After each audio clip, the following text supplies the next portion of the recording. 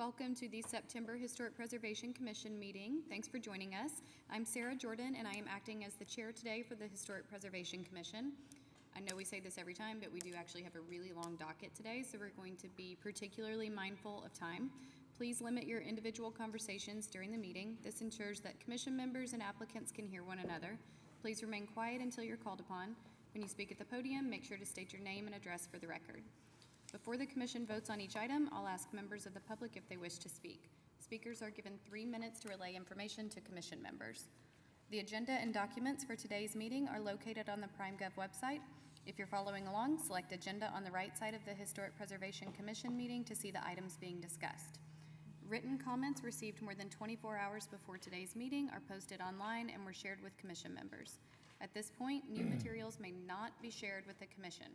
If you brought any materials with you, please keep them at your seat as we cannot accept and review these. Okay, let's do a roll call. Jordan. Present. Gaines. Present. McBride. Present. Whitley. Present. Wood. Here. Ifcorn. Okay. Procedures for today's meeting are noted in the agenda. For the sake of time, we ask anyone who is unfamiliar with the process to please refer to the procedures section. There are 2 items we like to note specifically regarding the meeting process, and these involve certificates of appropriateness and appeals. Certificates of appropriateness. After an application is approved and the 10-day protest period has expired, the Historic Preservation Office will mail the certificate of appropriateness to the applicant. City construction permits cannot be issued until the certificate of appropriateness is issued. Please contact HP staff for final design review, inspection, or to withdraw items that will not be completed. Regarding an appeal to the Board of Adjustments, any person aggrieved by a decision granting or denying a CA may appeal to the Oklahoma City Board of Adjustments.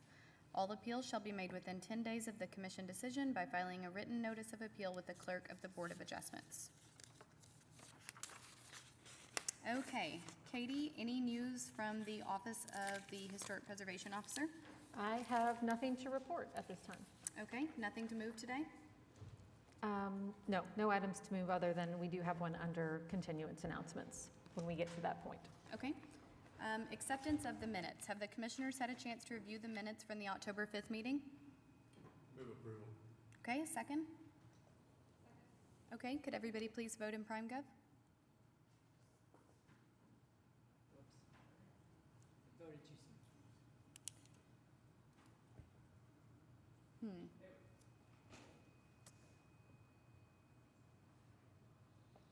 I do not have anything popping up for me to vote, but I am a yay.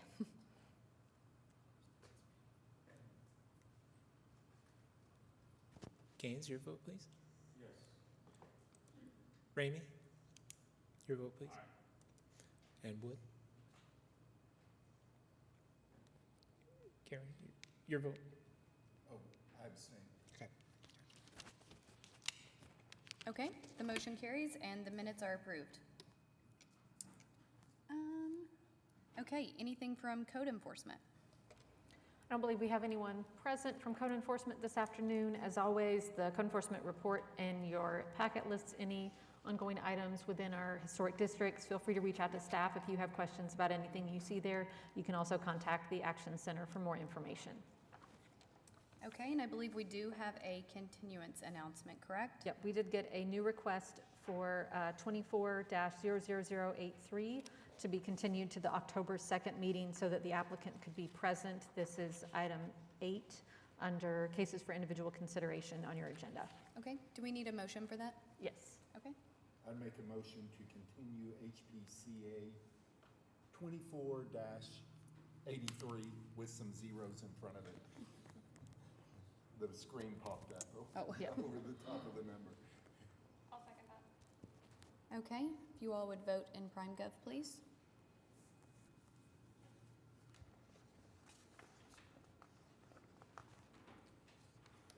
Yay.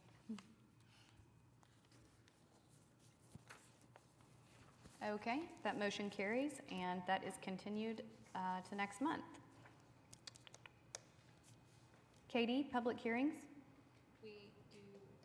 We do not have any dilapidated structures at this time. We have 2 National Register nominations.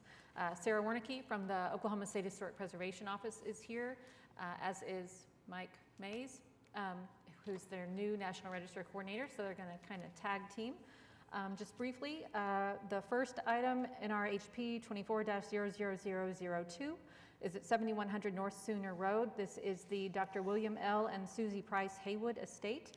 This is the home and associated structures of Dr. William L. Haywood and his wife, Susie Price Haywood. Dr. Haywood was an African-American physician who started practicing in Oklahoma right around the time of statehood, and by the 1950s was the chief of staff at the University of Oklahoma Medical School. He worked to integrate a number of programs and services of the university, obviously at a time when that was not a common practice and when much of our city and our organizations were still segregated. He and his wife were very involved in different civic institutions and community leaders, and they often opened their home and their property to the African American community at a time when it was hard for the African American population to find public gathering spaces, that sort of thing. His family is here. Dr. and Mrs. Haywood's family are in the back. They told me they didn't really have a desire to speak, but we're very happy that they're here, and we're happy that they pursued the nomination of the property. They're not going after historic tax credits or anything at this time. They just wanted the property to be recorded and documented and recognized. So, Okay, very cool. Would you please state your name and address for the record? Yes, Sarah Warnicki with the Oklahoma State Historic Preservation Office, 800 Nazi Zudi Drive, Oklahoma City.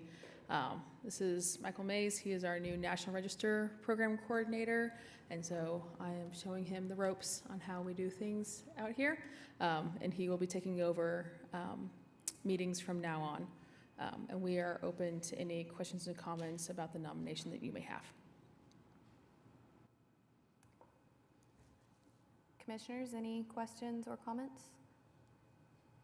If we don't have specific questions, I would definitely be supportive of a motion to recommend these for approval to the mayor and to city council, if anybody would like to do that. I'd make a motion to make the recommendation on NRHP 24-00002. Do we have a second?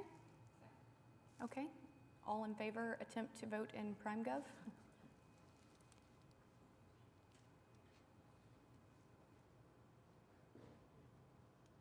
I have nothing again, but I am a yay.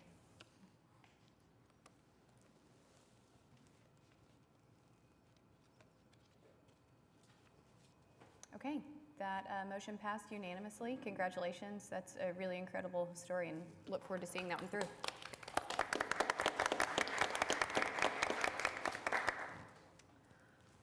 Okay, so we have actually another National Register nomination. Yes. Katie, you want to tell us about that one?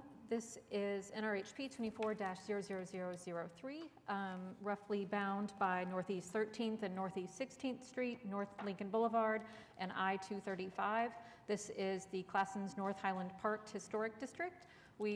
So this is one that the City of Oklahoma City carried out with our CLG grant funding for this past grant cycle. It was part of our grant application that the commission recommended to Mayor and City Council about a year ago. We've been working with a consultant to document the neighborhood and to prepare the nomination. It is being nominated under criterion A and C, which is for both its history under community planning and development.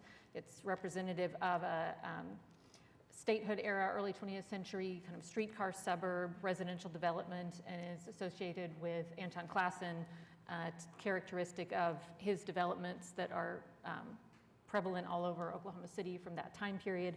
It's also recognized for its architectural significance and is an excellent example of numerous architectural styles from the early 20th century. So we met with a small group of neighbors at a neighborhood association meeting a couple of weeks ago, and are just excited to see this one go forward and recognize this neighborhood as a historic district. I should say half roughly of the neighborhood is within the Capital Medical Zone and is a designated historic district under their zoning. The other half doesn't have any local designation. So there may be conversations to come with residents if they are interested in pursuing some other layer of protection. But for now, it's just the National Register District. Okay, great. I don't believe they have to restate their names or anything like No, that, we're do good. they? Okay, great. Commissioners, any questions or comments about the proposal? Okay, well, it's another one. I would be really happy to hear a motion for recommendation for approval to the mayor and city council, if anybody wants to do that. I'll make a motion to recommend approval for NHRP-24-00003. Okay, do we have a second? Okay, would everybody please vote in PrimeGov? Except for me?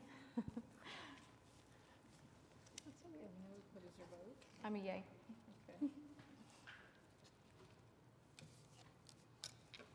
Okay, that also passed unanimously. Congratulations. much. Look forward to seeing these two. Thank you. And those should be on the council agenda on Tuesday, barring any hiccups, but yeah, thank you. Yes, So that everyone can hear. oh, okay, we'll make sure everybody's are turning on. Okay, I thought we were, but, Okay, moving on to the consent docket. I believe that we have a, sorry, I just want to make sure I'm looking at the right thing. I believe we have a request to move a case from the consent docket. yes, or at least to clarify, we have an item on the consent docket that is for the replacement of windows as required by egress, in order to acquire egress as required by code. The commission previously approved an addition to this structure. What the commission did not review, because work to the historic structure was not proposed, was that the addition eliminated required egress from a bedroom. So they've asked to replace a pair of windows in that bedroom with different windows that will meet the egress requirement as far as the size of the opening when the windows are open. We put that on the consent docket because we had recommended approval for it, but happy to pull that for individual consideration, or if that addresses the concerns, we can leave it. But Does anybody still want that pulled? Or can members of the public speak to that? okay, I think Good. we're good.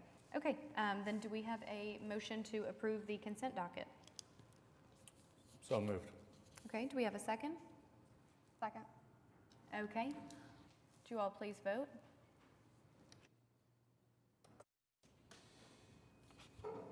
Okay, the motion carries and the consent docket was passed unanimously. So if you were on the consent docket, congratulations, your project has been approved and you are welcome to stick around with us, and you're also free to go.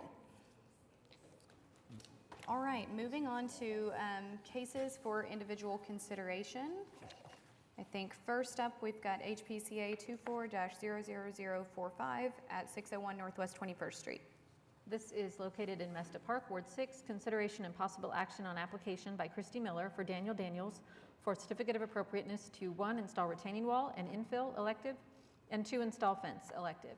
The commission saw this previously and approved the retaining wall and fence with a condition that the applicant submit a photograph that they indicated was available showing the retaining wall.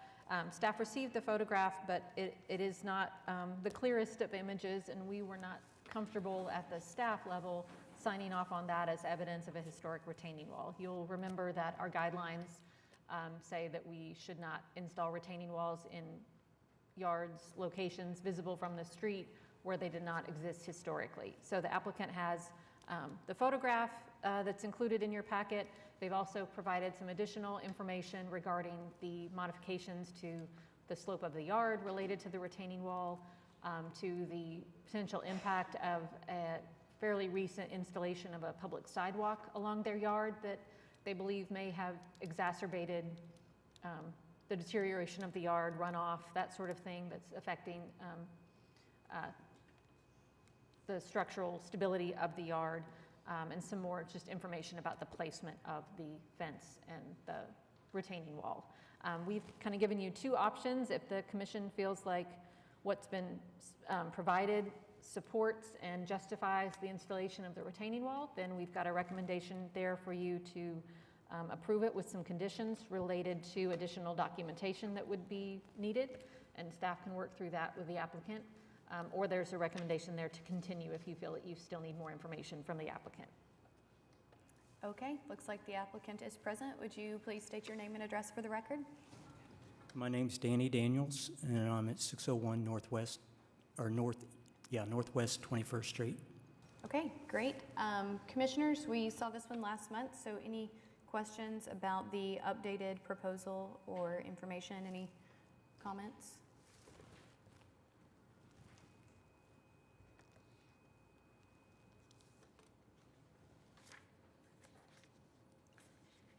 I have a question. Is the actual photograph any clearer than what is From submitted? 1972, that's the best it could do. It's from the school, That's from the school playground. historical. Yeah. So we found some archaic rocks within the soil next to the HVAC that were buried as more of like a side patio, basically. Like a side patio with that. So we dug them up, and they're in another picture in the form that we sent, that we feel that were the same blocks used in this particular retaining wall in the 70s. So is that the wall, does it go, can you tell, does it go like partially to the house or? Yeah, it goes perpendicular to the house, probably another 40 feet out into the side yard as you get closer to 21st Street. Towards the front, okay. We don't plan to go up that far Correct, yeah. with the new one. Right. I will just tell you, I can't tell from this photograph. I agree kind of with some of the other statements. And specifically what drew my attention is if I am looking at this and saying this is a retaining wall along there, then if you look slightly above it, it looks like there's another retaining wall that was, Fence and a rail. So there was a fence going adjacent to the house, and then there was some steps with a handrail. well, what I'm talking about is in this photograph here, Yeah. I see what you're saying was a retaining wall, then I see a tree, it looks like, and then it looks like behind the tree would be another retaining wall. Which That- makes sense. There have two on the other side of the street. There's a 15-foot drop in one block there. And on the one side, they have two that are about 3-foot, 4-foot high retaining walls through the middle of the block. And that second one would be about where the second one is across the street. And then my next comment was going to be, even looking at this, to me, it looks like the retaining wall that is circled actually isn't adjacent to the sidewalk. It looks like it's possibly It's on the parallel. other side of the yard. Because it looks to me like if you look at the stones kind of, or the stone look underneath the home, it looks like this wall that you're saying is adjacent to the sidewalk is not adjacent to the sidewalk. I'm sorry, I'm just not seeing it from the photo. Well, we have found out since then that there is actually no sidewalk in 1978 along Dewey. It was put in 20 years ago, and we're guessing the retaining wall was removed at that time when they put in the sidewalk. I mean, my thoughts on this are that, yeah, the picture's a little blurry. You can argue for or against it, what you're seeing in the photo, but I don't know. They're not just like trying to put in a wall just for the hell of it, you know? Like, they have some significant soil erosion, things that are really affecting the structure of the home. And personally, whether there's one there before or not, I would rather preserve the integrity of the home and put a wall up rather than just letting it stay as it is and things continue to deteriorate.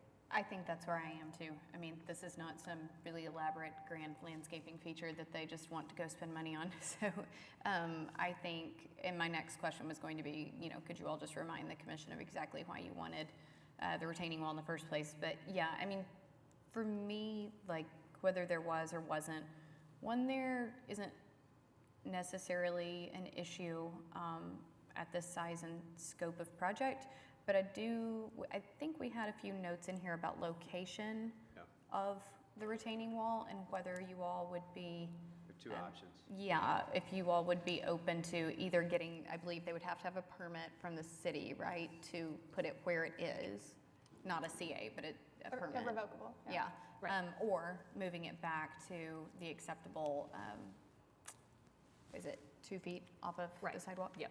Yeah, it's about where I guess that's The the property line is back Yeah. about 2.5 feet Yeah. from the sidewalk. We just felt that next to the sidewalk, that would keep the sidewalk then from being washed out from the water that's coming down. Yeah. So if we put it next to it, it gives a splash guard for the excess water. Is it possible to approve this with an agreed-upon condition that they submit to staff a final decision on whether they are going for a revocable permit or putting it 2 feet off the sidewalk? Yes, so if so our guidelines do say that fences, fence walls, et cetera, should be 2 feet off a sidewalk. So that would be something that would be kind of a break from what our guidelines support if we go on the sidewalk. If the commission is in favor of approving it as they initially proposed it, located right at the edge of the sidewalk, then that would be contingent upon them getting revocable permit, any other sort of permissions from the city to put it in the right-of-way. Which we would do, yeah. And that property to the north, there's a stem wall on that one as well? Correct. That you had in the picture? And that's, It is also along the sidewalk. okay, and it's basically because of the same reason, right? Because the Right. regress It's is the because same it's the position. low end of the block. So all the water comes down. Right there, okay. And there are quite a few that are right on the sidewalk at Mesta Park and Heritage Hills Yeah. specifically. There are, I mean, There's a lot few that I can think back of. to back on Dewey. So you go 4 blocks back to the south, they're pretty contiguous to having. Can we hear from Adjacent to the Heritage Hills sidewalk. since I made a comment? Did Heritage Hills have a comment? Mesta Park had a It was a comment. Mesta. But I don't believe anybody from Mesta Park's design review is here. Oh, okay. You can ask if there's any public comment. Yeah, are we to that point? You guys have any more questions? Any members of the public wish to speak to this? Well, if nobody else wishes to talk about it, do we have a motion? Yeah, I will make a motion to approve HPCA-24-00045, item 1 with the specific findings noted in the staff report and with the conditions noted in the staff report, along with the applicant making their decision on location and letting staff know. Is that enough things? Yes, so part of those conditions is submitting a detailed site plan labeled with all the dimensions, elevation drawing of the full extent of the retaining wall labeled with dimensions. And so part of that is going to show exactly where it's located in relation to the property line and to the sidewalk. Okay, do we have a second? Sorry. Okay, would you all please vote in PrimeGov?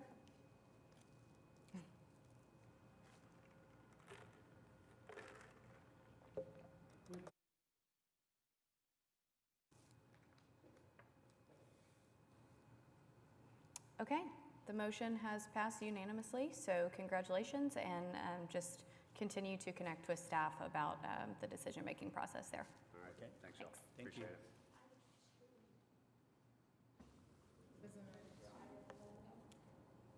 Install a fence.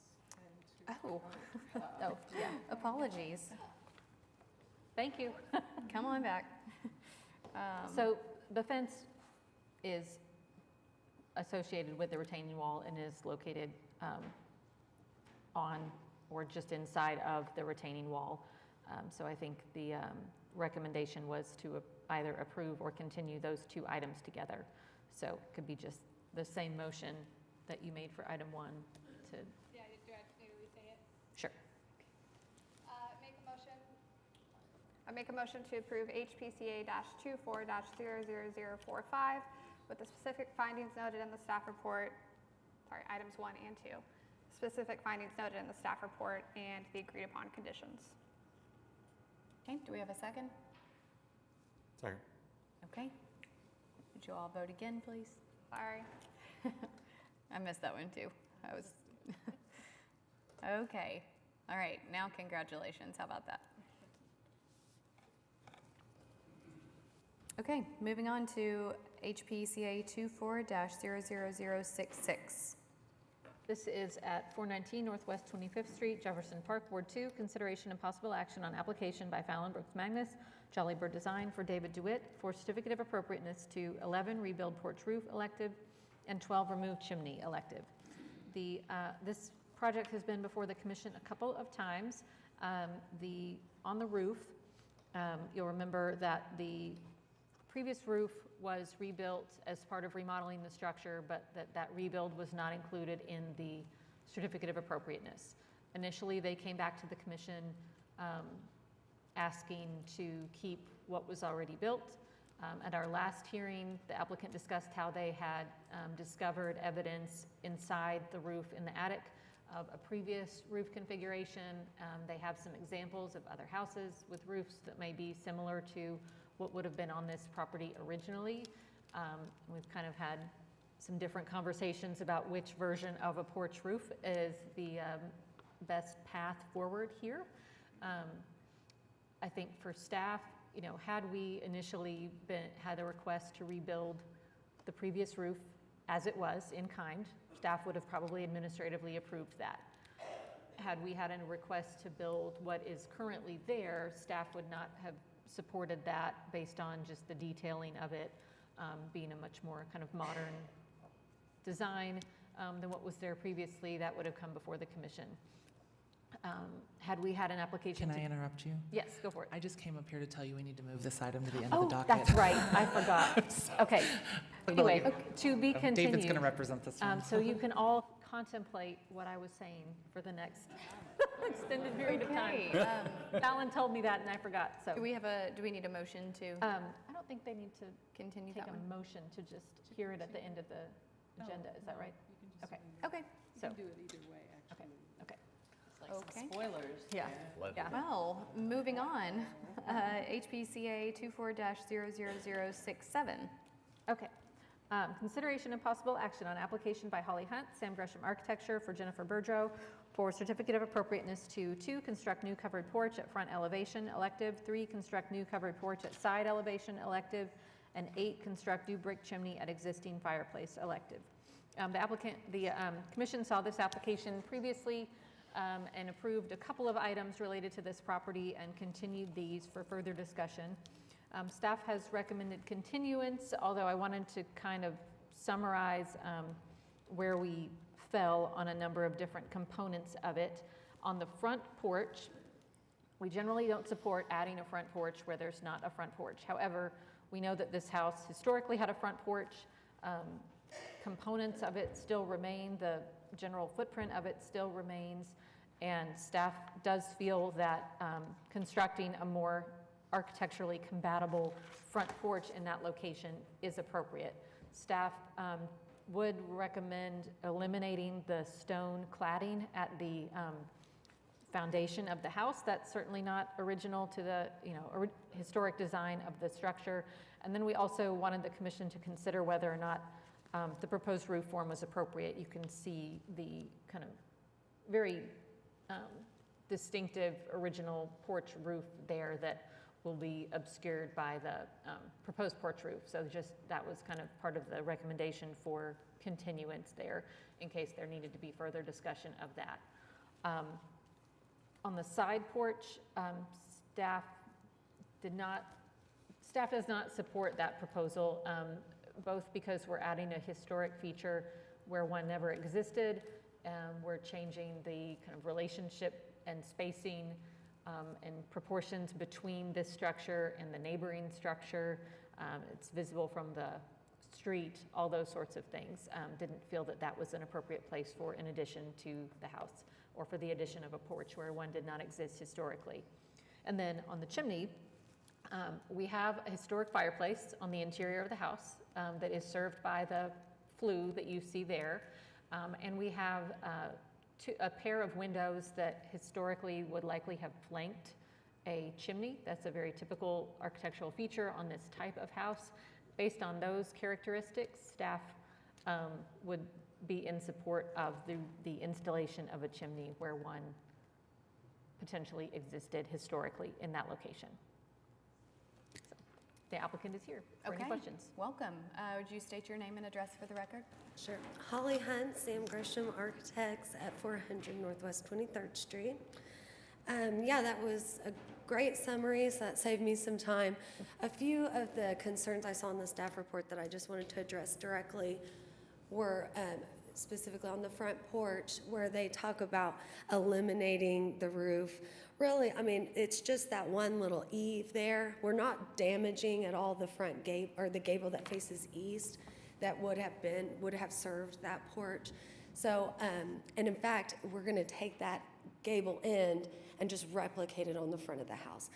Also, I had no idea that staff was gonna ask us to remove that stone cladding, or that would have been part of my application. We're so good with that. I dislike it a lot, so we're happy about that. But yeah, I mean, a lot of things are unique about this property. In the site plan, you can see that this is what's typically a single-family lot is split into two, very tight lots on these homes.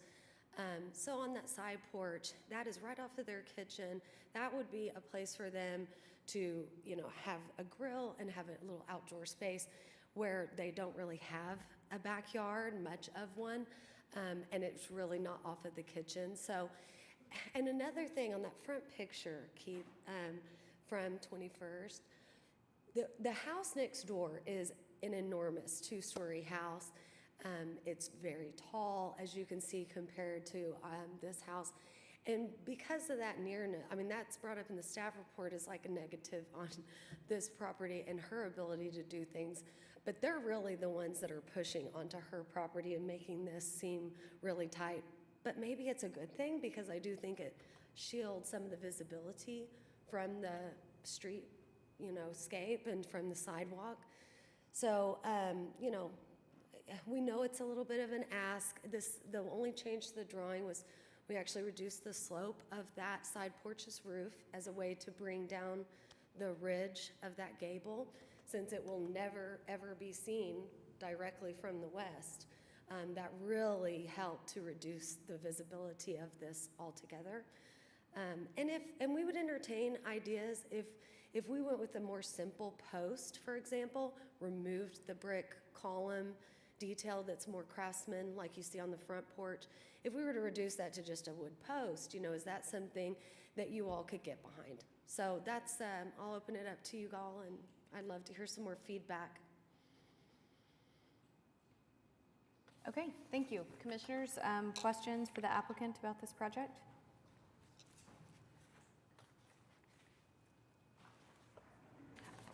I have a question. I was curious if you knew the exact distance between the proposed outer edge of the roof on the side porch and the neighboring outer edge of their roof over the soffit.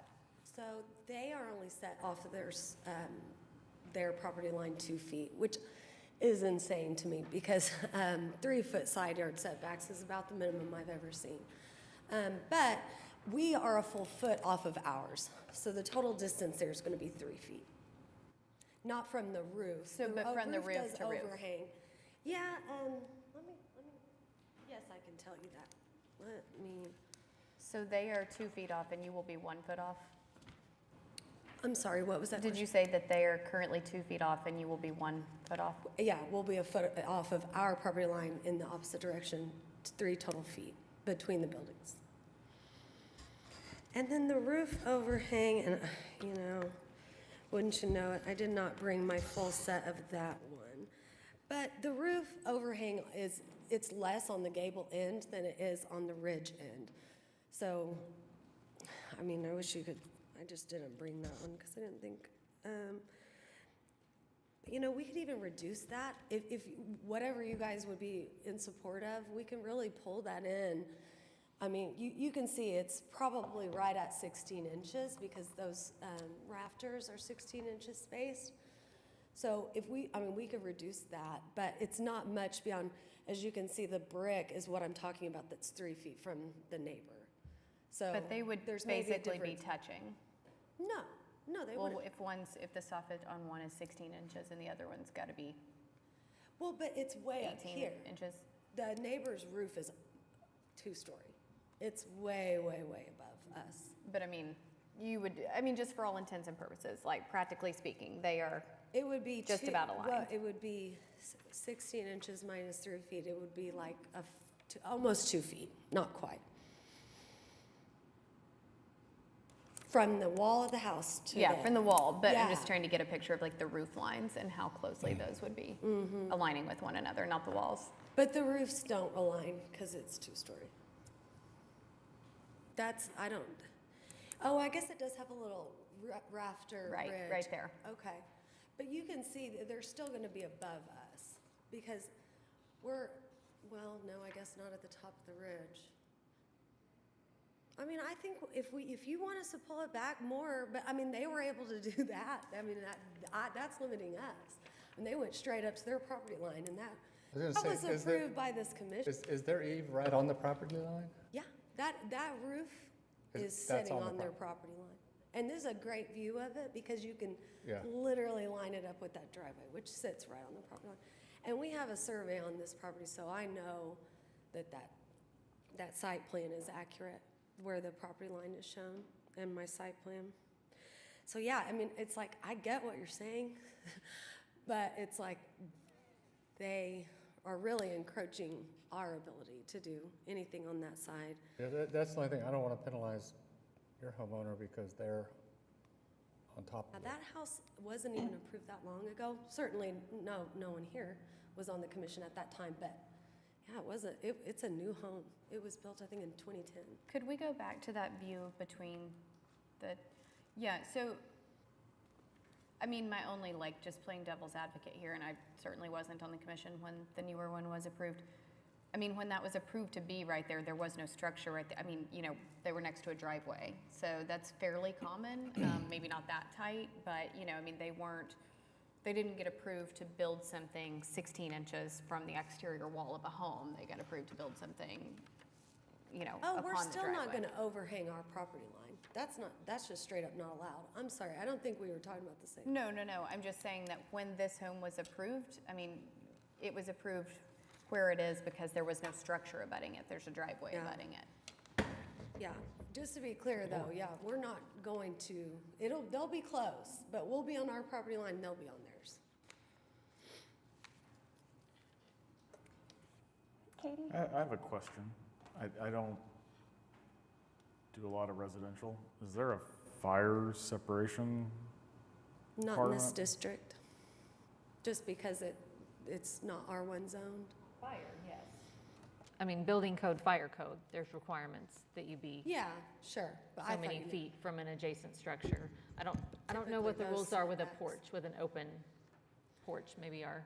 I mean, no, they shouldn't be that close. You probably want a minimum of 5 feet separation.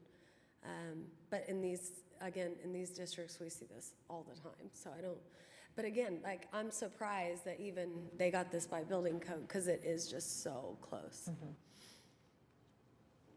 And we get it, guys. The side porch, if y'all want to just go ahead and continue that, and let's work on the front porch. And it sounds like we're all in agreement on the brick chimney.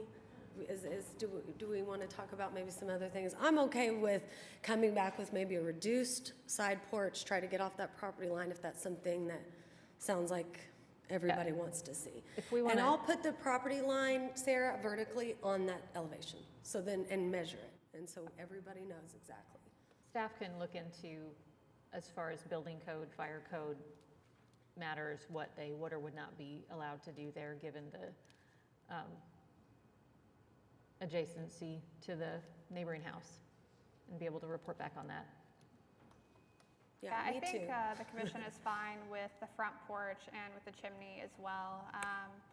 Just with staff, said remove the stone cladding. Happily, yeah. I think, you've got to deal on those too. But I think we can approve those and continue the side porch Yeah, I mean, this was great feedback.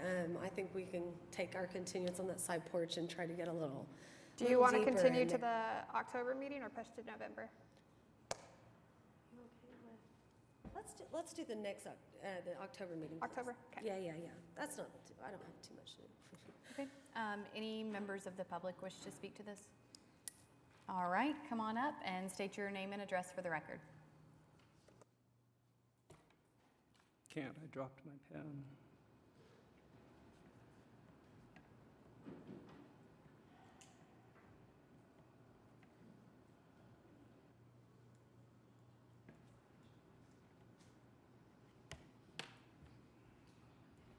Good afternoon. I'm Paul Shin. I live at 2115 North Dewey. That is directly south of this property. It's the smaller blue house on a smaller lot than Ms. Birdlaw's.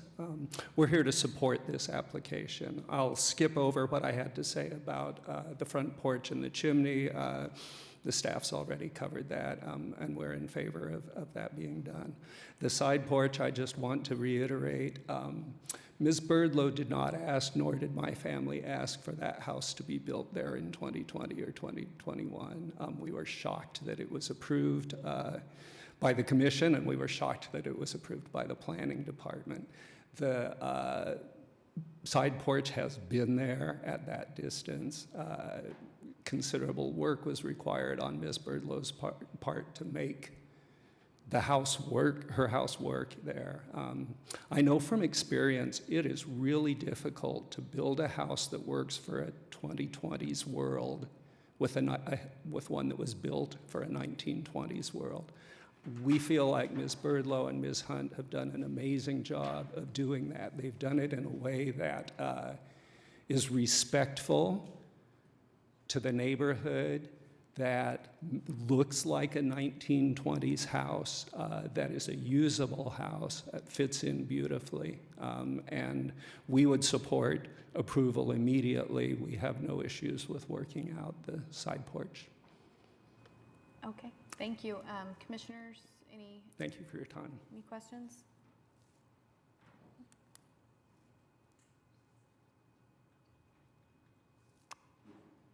Okay. Well, if there are no other members of the public who wish to be heard, or any other questions or comments from commissioners? Mesta Park had submitted comment on that. Yes, they have. Thank you. Yeah, they are attached. Yeah. Yeah, I think they are They were in support. largely, yeah. Okay.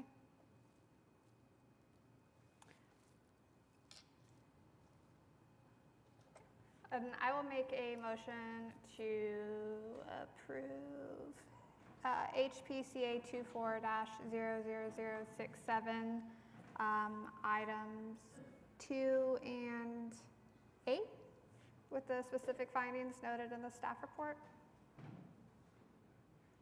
Do we need clarity about the stone? The stone be removed. Oh, yes, with the condition that the stone be removed from the front porch.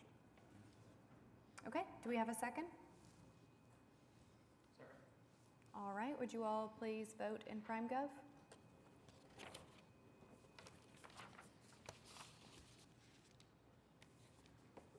Okay, that motion carries. Do we want to Yeah. wrap this one up? I will make a motion to continue item 3 on HPCA 24-00067 to the October 2nd meeting. Okay. Second as well. Okay, would you all please vote? Okay, that motion carries as well, so we will see you next month. Well, we'll see you Right right here, now, right but we will see your proposal next month. Thank you. I think we do just see you monthly at this point. Yeah, you're gonna get a lot of me today. Okay, And Fallon are fighting. all right, yep. Next up, we have HPCA 24-00069. This is in Crown Heights, Ward 2, consideration and possible action on application by Holly Hunt, Sam Gresham Architecture, for Michael Rubenstein for certificate of appropriateness to 1, replace all windows elected. This, yes. I stated her third Yeah, you said submission. 69. I skipped her second submission, so I have the wrong case number. I heard that Oh, too. that's what I started reading, so. Okay. That's the one that I read. Okay, good. So yes, 68 is 709 Northwest 42nd, Crown Heights, and this is to replace all windows. This was before the commission previously. The commission requested more documentation of the condition of the windows. We have received that. The applicant did go out and remove storm windows so that they could get good pictures from the exterior of the window. Of the windows, it did show extensive damage, water infiltration, wood rot throughout the structure to the windows. We've also been able to clarify some of the details that we had back and forth on with the window product and window materials, transparency of the glass, et cetera, and staff has recommended approval of the window replacement at this time. Okay. Do you state your name and address for the record again, I guess? Sure, Holly Hunt, Sam Gresham Architects at 400 Northwest 23rd. Yeah, I'm really pleased with the recommendation. So really from you all, I mean, and I hope you agree with the staff, I'm happy to answer any questions. But yeah, even we were surprised when we took off those storm windows at how bad they ended up being. So yeah, we're thrilled with the recommendation. The big question now becomes, are aluminum clad windows going to be allowed in this situation as a superior product that will take them another 100 years and not need the requirement of storm windows? Or are we going to be wood windows? That's kind of, I think, what we need to talk about. Staff did recommend approval as proposed with the aluminum clad clad? product. Oh, awesome. yeah. I thought that was a specific finding that we had to determine was up to, okay, whatever. Yeah, let's approve that then. Let's get it done. The specific- Why am I holding this up? Oh, you're right, there are two different, it's just, sorry. Yeah.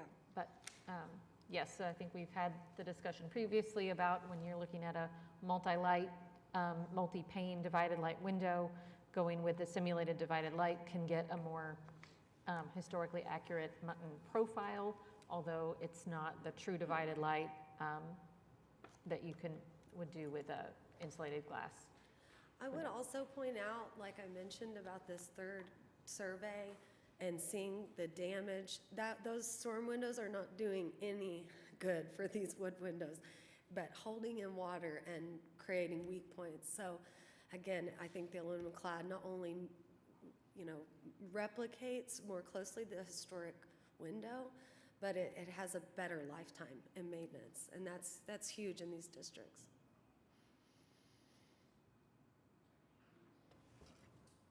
Commissioners, any further questions for the applicant? Any members of the public wish to speak on this case?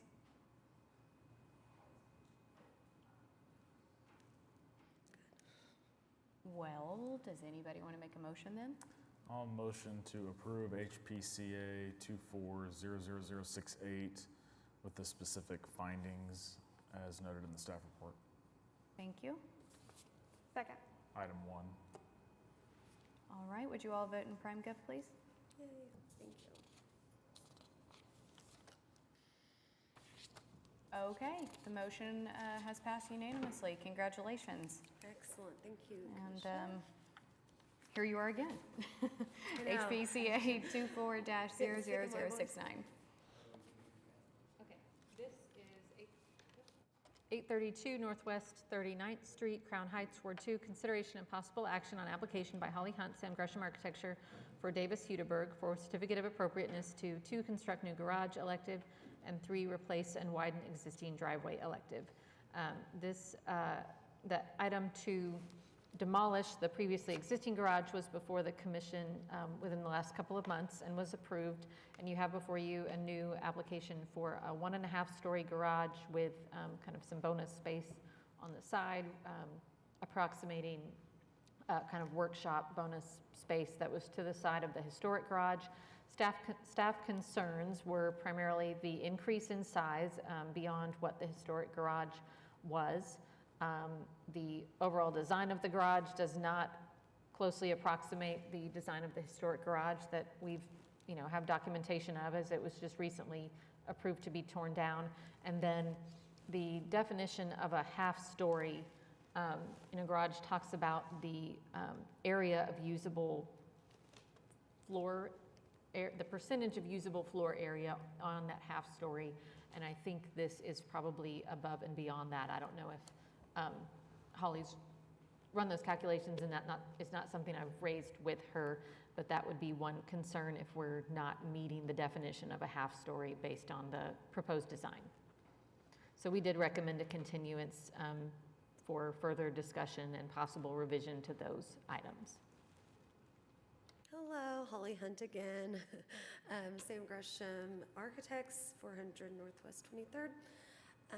So reading through this, there's just some real big things that I want to point out, like just to create a good foundation, because I know we're moving toward a continuance, but I want to have a really good dialogue so we can get close to something approvable next month. But first of all, just pointing out the size numbers so let's break these numbers down. We are exactly at 5% of our lot with the garage itself. That mentions it in the staff report, but here in the quick specific findings, it's a little gray. So our garage is right at 5% of the lot, and we've only done a small addition to that footprint. So the existing apartment that had a little bathroom in it, we're just doing 29 square feet more than that space. And that really just has to do with the site layout, because we're putting this new garage, and it shows on the site plan as well, basically sits right where that old garage was, and it extends like another 4 feet into the rear yard. So it fits really, really nicely in the site, and but my point was just that, it's just we're talking about less than 30 square feet increase in size on the main level. And as far as the half-story, because we do definitely meet the definition, the first part of that, but Katie's right, we are over the 2/3 percentage for usable space.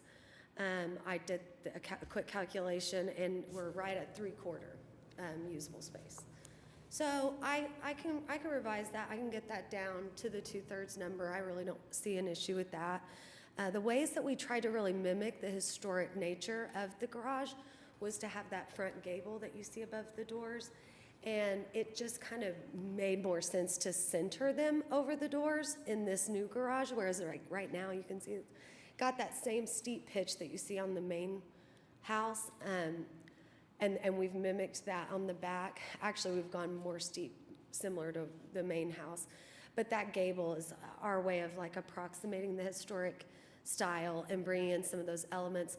Not only that, but we're matching those little, Tudor style trim boards. We're doing the same wainscoting. We're salvaging all the brick from the existing garage, and we're going to go back with that wainscoting, just like the existing one has, the front 3 walls.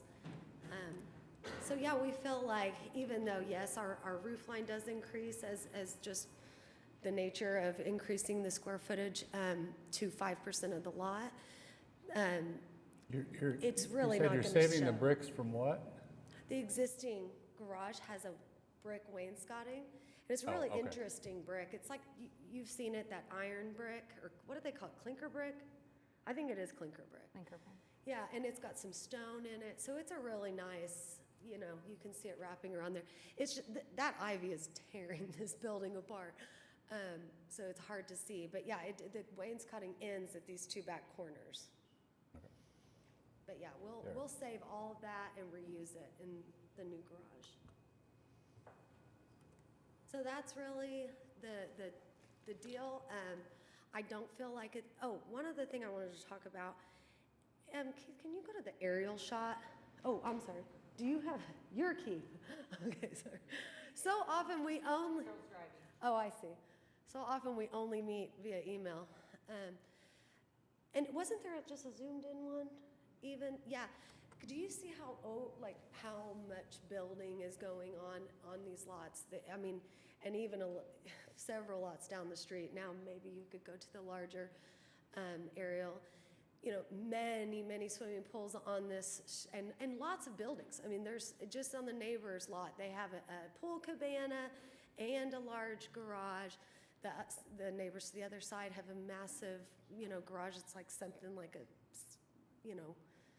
I don't even remember off the top of my head, but we've got some really big structures on this. It's very common. So I feel like instead of us spreading out and covering our whole lot, because we've still got all that green backyard, which they want to maintain. They've got 4 small kids. So we're just kind of stacking it all the things that they need. This is just an extra bedroom for them to have their parents come and help them with the kids. She's got 4 kids under the age of 7. So they're a busy family. They need yard. This is a very practical upgrade for their family. So I'll be happy to answer any questions. And like I said, I'm happy to bring you a 2/3 floor plan to really qualify and nail that half story. But happy to take any other comments. Yeah, just to get the ball rolling and try to parse out the different issues. I personally don't have any issues with the coverage. I don't have any issues with the size of the footprint. I think the conversation probably is more on the grounds to deviate from what was there originally. I think it's kind of good. I think that's the conversation. Is it a piece. problem to go to 1.5 story for you? Even though that's allowed for by the guidelines? I think it's hard to argue that this is 1.5. Yeah, is this technically 1.5? Like that's I mean, it's where- at 22 feet, and I Well, mean, usually a half story is for like one little loft area or some extra storage. That's like a whole apartment up there. It's not an apartment, there's no kitchen. To be fair, it is labeled apartment. Hey, words matter. But it is not an apartment. It is a bedroom suite in a small office. Here's the thing though, by definition, the upper floor is no more than 2/3. I'm saying if I bring you a plan that's reduced to 2/3, we meet the other criteria, which is under a sloping roof. I mean, I can read it, it's there in your, what are the guidelines for height on 1.5 story? The definition doesn't specify a height. It just talks about the distance from the ceiling of the first story, that wall to where it meets the roof. Right, so, So in this instance, we would use the height of the existing garage to set what that first story is. And then, is Yeah, that so correct? from the floor of the half story to where the wall meets the roof line can be no more than 3 feet. So you can't have like a full, 8-foot tall wall and then the roof on top. You get so like I a see what 3 you're saying, feet that bump shed up roof- above. Shed, and because Yeah. we don't. So I think with I all get the Even with dormers the coming roof out on going it, all the way you're around kind of, Yeah. Yeah, so it's not, the half isn't like to the sill plate, it's the entire, or I guess header, not sill. yeah, No, but you don't see that from the street. From the street, it's only gonna look like a gabled, single. You're going to ridge see it all roof. from the street. yeah. Think about it though. Can we go to the Like, street when view? when you're standing, that view, standing at the street, all you're gonna see is that roof come up and stop. You're Can- just gonna see to the top of that roof. can we go You're not to gonna the- see the back side of it, is all I was saying. Can we go to the We've got proposed north huge elevation? trees. tell us, what can we see? So like, standing right there, what you'll see is what is labeled the proposed north elevation, right? So can we go to proposed I can north see it. elevation on the presentation They screen? have those. Yeah, I mean, it's, Oh. Right there. So that's what you'll see when you're standing in the location that picture was shot from. So you will see a full 2 stories. Yeah. I mean, period, end of It'll- subject. and- It's not that it's not beautiful. It is. It's very attractive, but you will see the full 2 stories. Well, and it's obscured by the house quite a bit too. Like right now, you only see one door from, you don't see. This is pulling wide to the side. So I think, I don't object to the design. I don't, the size of it doesn't bother me. Personally, I don't mind a 2-story garage. I think the density for the area is fine. Like, I think everything fits there. I think it's just, we have had a lot of, I don't know that the guidelines, we've had cases that have been challenged for less of a deviation. So as Oh. long as the special exception or unique circumstances can be made for I think I why could the certainly- guidelines support it, then yeah. Well, to your point, Commissioner Remy, because I'm serious, like when I was doing research in this neighborhood, we see a ton of additional structures and accessory structures. And so even if this is a little bit of an ask, us putting it all in one building rather than spreading it out throughout the backyard is more historically appropriate. And so I think I could certainly show that it's this common thing to overbuild your lots, and that's not what we're doing. So I think it's an appropriate ask as a way to bring these properties, more livable for families, but without, breaking every rule as far as historic coverage and all of these things that we talk about a lot. So, but yeah, a little survey of the neighborhood, would that help? I mean, do y'all agree with that statement? Well, this picture here is basically taken from my front yard. Oh, is it? Yes. Neat. So, I mean, I can anecdotally speak to the fact that there are a lot of what appears to be large garages, for sure. For me, it's the design of this roof that does appear to be flaunting, pushing the limits of what a 1.5 story would be. Whether by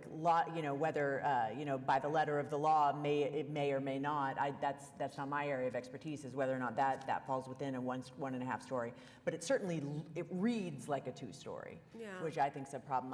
I do think it's interesting because this particular garage, the design and the aesthetic of it is really different. I mean, obviously it's historic, as is the house, but a garage design like this, I could get behind, as it kind of still very well, honestly could be argued that it fits the design aesthetic of the house even better, but the scale of it is just going to really, I know what that garage looks like right now, and I can see that this is going to be peeking up from my yard and the street.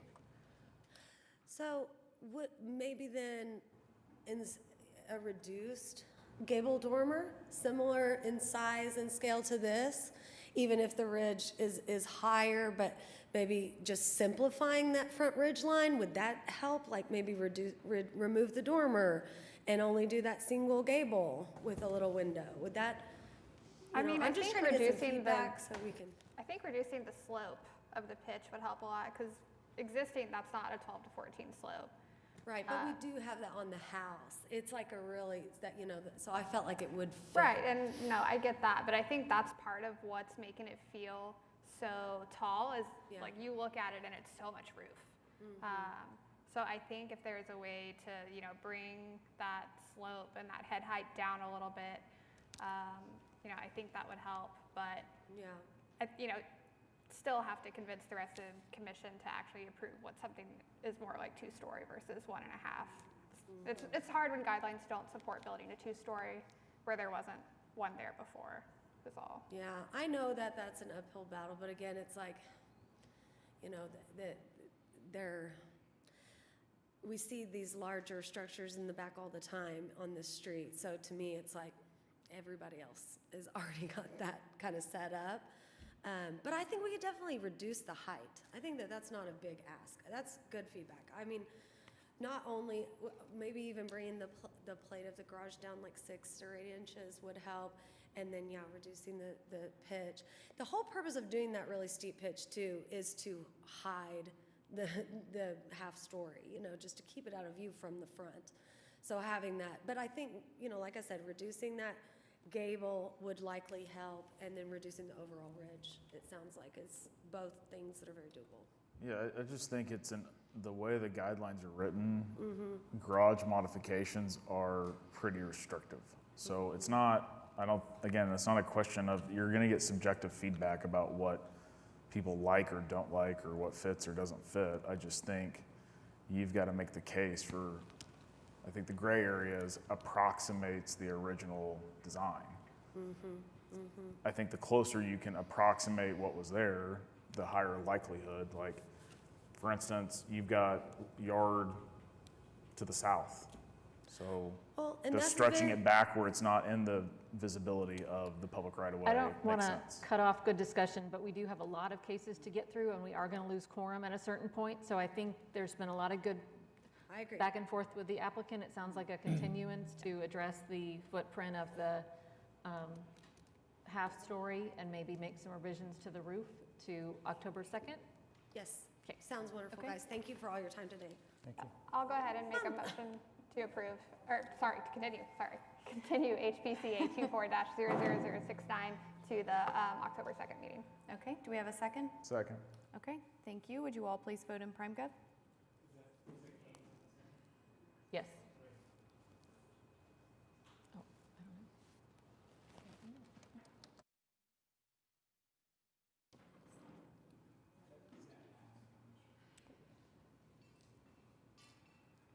Okay, see you next month.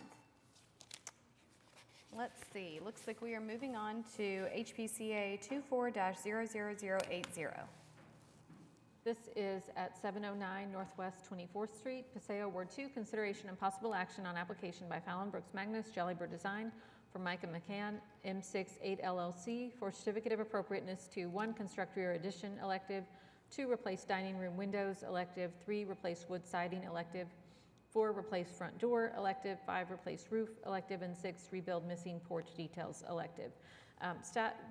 The bulk of this application meets applicable guidelines for additions, for materials, et cetera.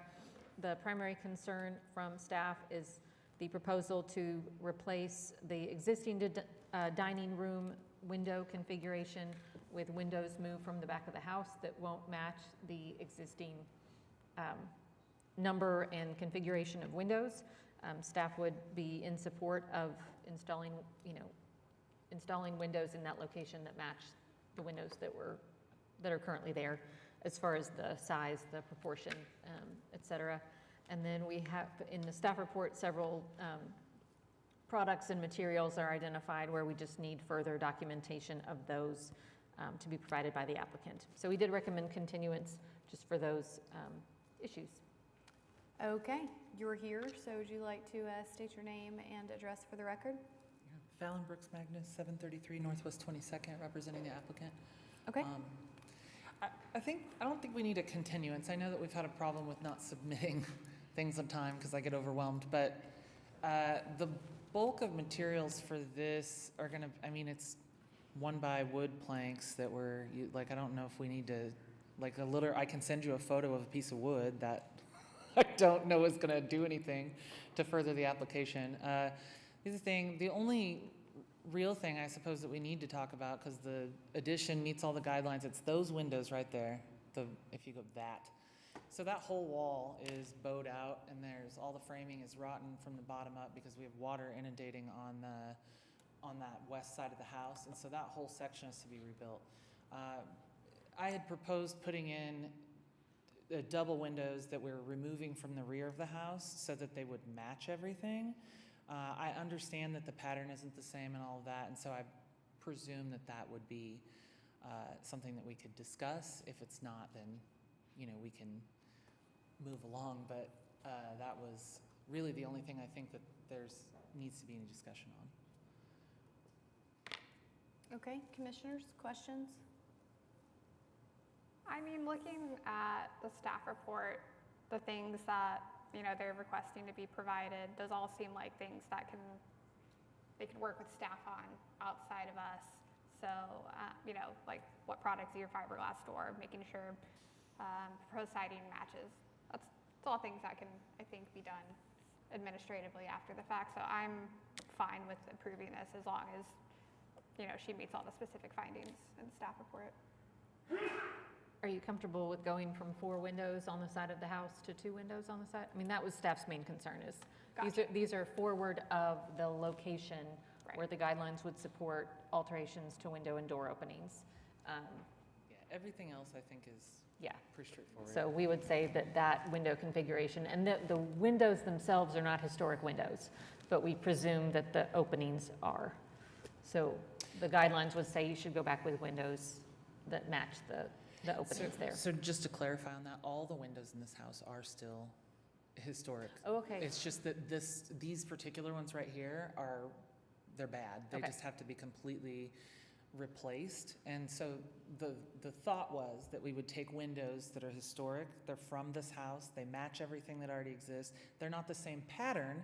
There's 2 instead of 4, and they're a little bit wider. And that's really where it deviates. So that's really what the bulk of that request is. And we can discuss that, I suppose. So you're going on that side right there, you're going from the 4, which are smaller windows, you're replacing those with 2 bigger ones, but they're the 2 same. larger ones. And They're identical to what's on the front elevation, if there's a photo of that. So And what's going where the 2 windows are going?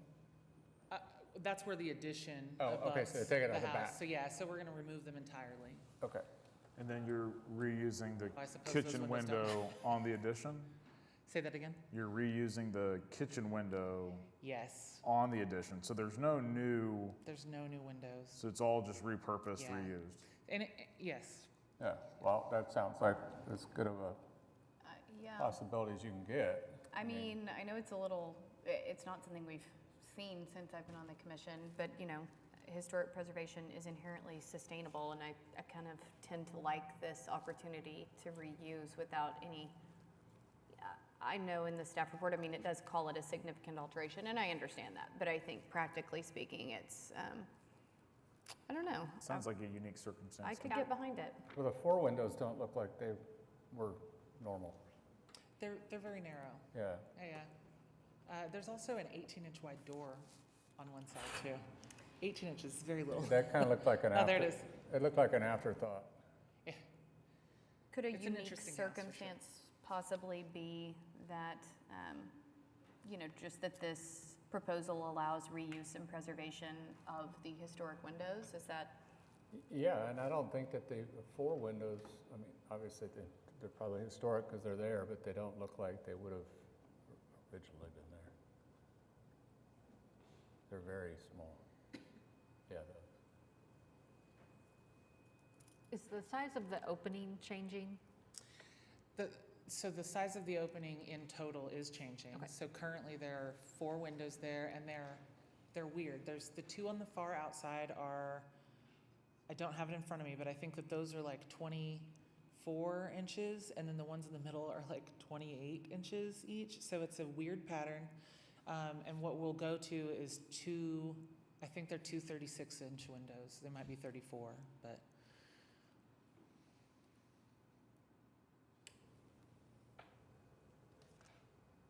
Anybody else want to speak on it? Public? I mean, it's a side elevation and it's pretty far back, so if there was a place where I could get on board with changing the opening size a little bit, it would be here. And I do appreciate the fact that you're reusing windows. Is there any neighborhood people? Public? any members of the public wish to speak on this case?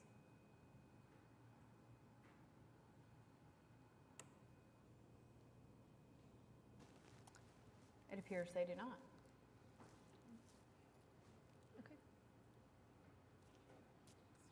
Yeah, I'm in support of it. I think there's a unique circumstance. I can make a motion. Okay, great. So just, we have a staff recommendation to continue, so if you could add to your motion just a kind of umbrella that any remaining materials to be documented be submitted to staff as a condition. Okay. Promise I'll do it this time. I'm a changed woman, Katie. Let's see if I can do this. I'll make a motion to approve all items on HPCA 2400080 with the findings found in the staff report, with the unique circumstance for the window relocation, that it is on the side of the house and that it is repurposing all original windows on the home, and with the additional condition that the requested additional information be provided to staff for final approval. Okay, thank you. Do we have a second? Second. All right, would you all please vote in PrimeGov?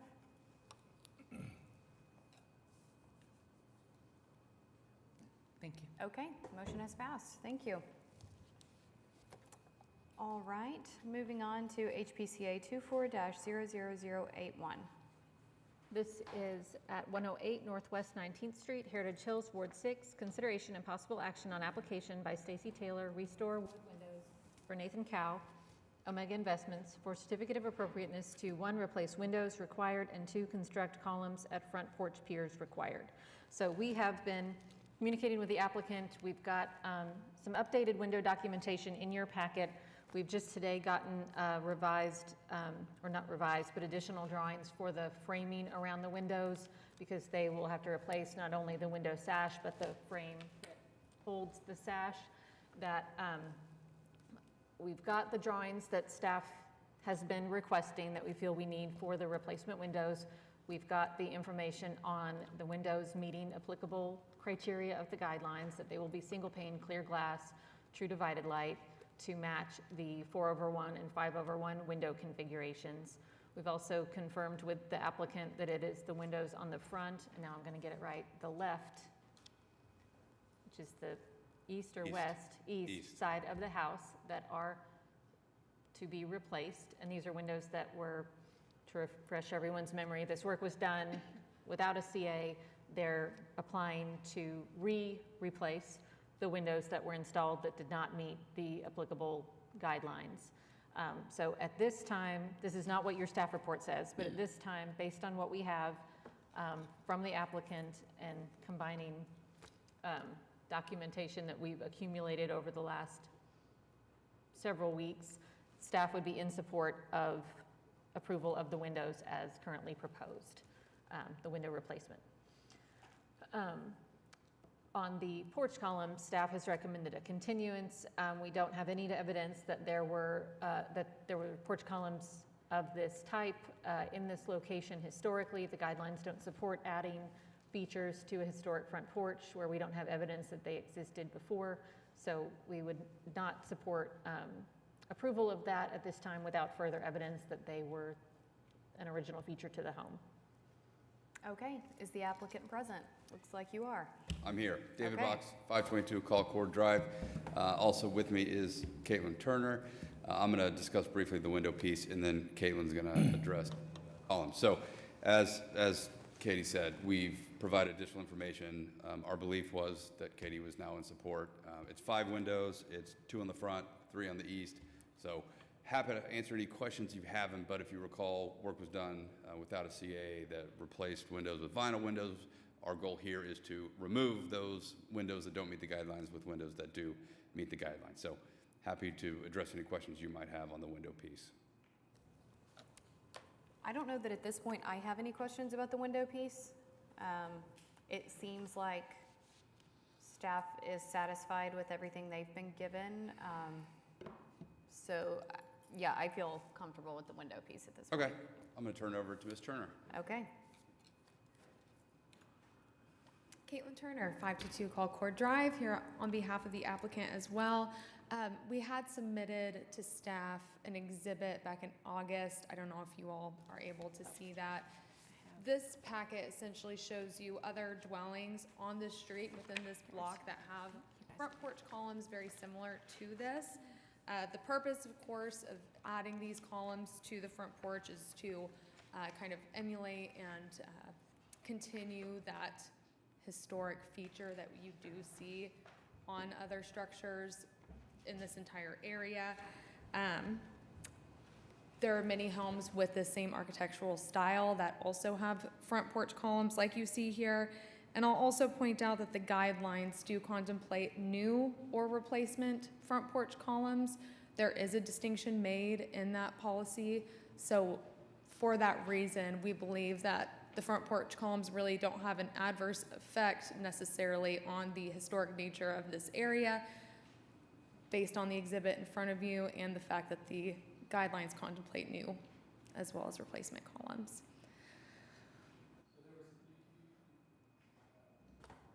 You couldn't find anything that showed those, I mean, because if you look at it, to me, it looked like there would have been just because of the support. I agree. My Google Earth would only let me go back so far, so I wasn't able to Because this one looks like evidence. that one looks like it's bowed because there are no supports under it.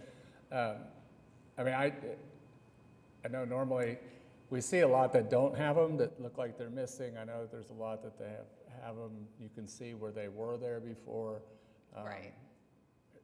And you could ask the architects, I'd be concerned if they weren't there because it would cause sagging, but And I know absolutely that we agree. need something to be able to justify putting them in. I mean, I think that you make an excellent point. Although we don't have the evidence on hand that they were there, it is clear from the previous picture and the current one that's shown that it does assist with that sagging there in the middle. And I mean, aesthetically speaking, this end product is habitable and it's very attractive and it's a good addition to the street. And I know there's been work on this property long time ago before the current property owners purchased the house. I know that there was an expansion on the rear of the property, so I don't have any other evidence though that's available to us about the front porch columns.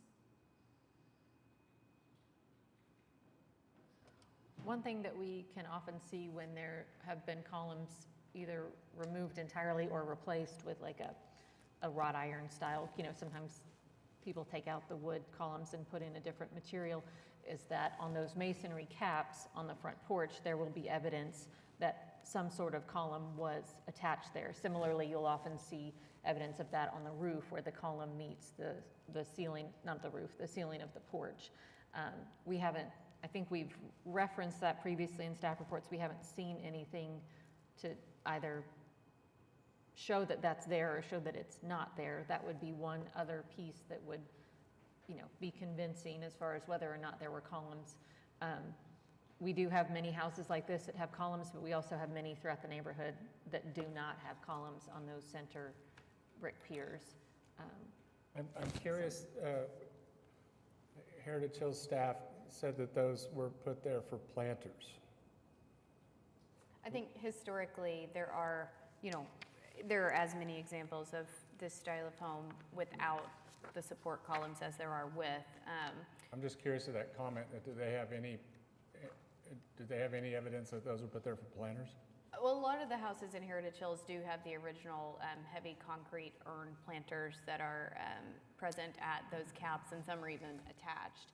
So I don't know whether this one specifically did, but I think as an architectural feature, it's as likely that they were built for planters as they were for columns. Yeah, I mean, I if think it's you more of would a have, generic comment. if there would have been evidence of columns, then there would have been evidence of a concrete planter there, so. Right, if it was attached, Right. yeah.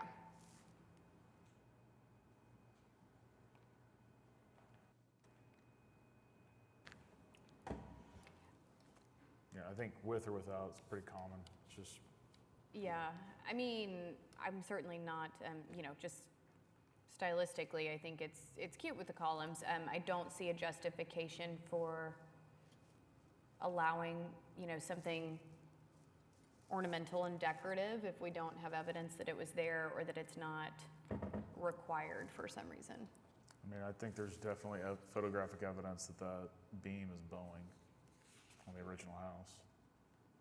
Would a circumstance like that assist with justifying the front porch columns, since there is that clear evidence that the front porch columns are beneficial in this case? Not just Structural aesthetically showing. speaking, of course they do look nice, but for that piece of it as well. I mean, were those added as structural columns, or is that just like a tiny little post with hardy wrapped around it? Well, and I mean, are there other means with which to support that span, like an LVL beam or something? Not without deconstructing it. Changing the structure of it. Yeah. Change the look of it. I don't know, they don't bother me, but they weren't original to the house, I don't think, so. Did the neighborhood have a comment? It appears they do. Members of the public?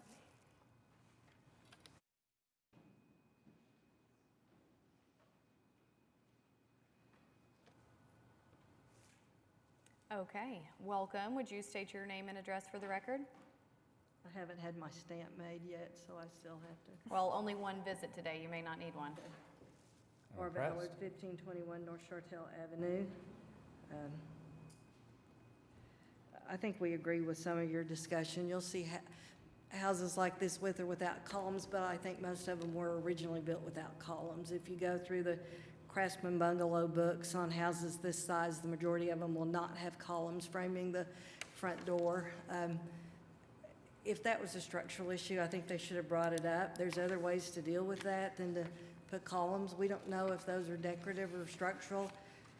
I've done several houses like this, and it's pretty easy to straighten that bottom part of the front gable up if that's it doesn't even look that bad in that picture. I think it was more maybe that's what the owners wanted. And I don't know that we want to tell people it's okay to slap some columns up there just because you think they might look nice. I personally think they're way out of scale for that house, but you know, that's not the discussion today. So I think we would ask that the columns not be there. I tend to agree. I just, you know, they weren't presented as being needed for any sort of structural support. They were presented as, hey, these were here originally, and so they need to go back, but there's really no evidence that shows that they were actually there originally.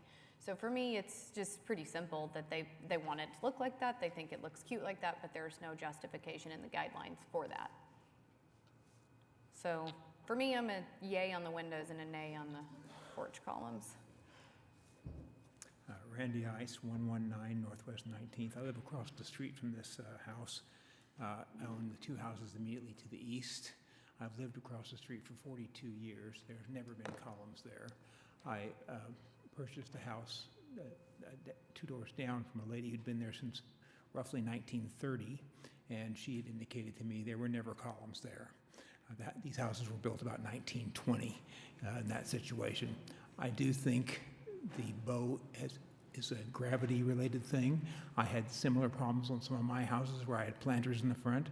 I opened up the front of the gable, put a 6x6 beam from both ends, and straightened it out. All right, never put in columns, never changed the facade of the building. The idea that you should be able to add things that weren't originally there is not historic preservation.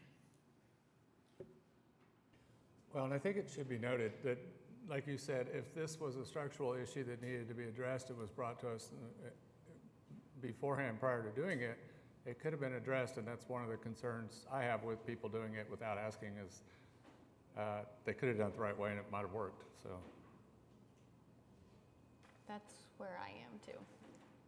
I agree. Any other members of the public wish to speak to this? If not, does anybody have a motion on these items?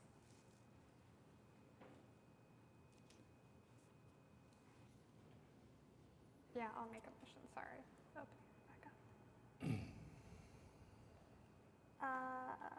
I will make a motion to approve HPCA-24-00081, item 1, with the specific findings noted in the staff report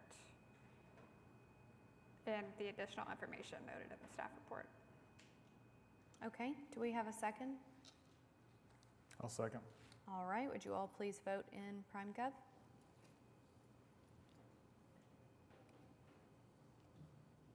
Okay, that motion has passed, so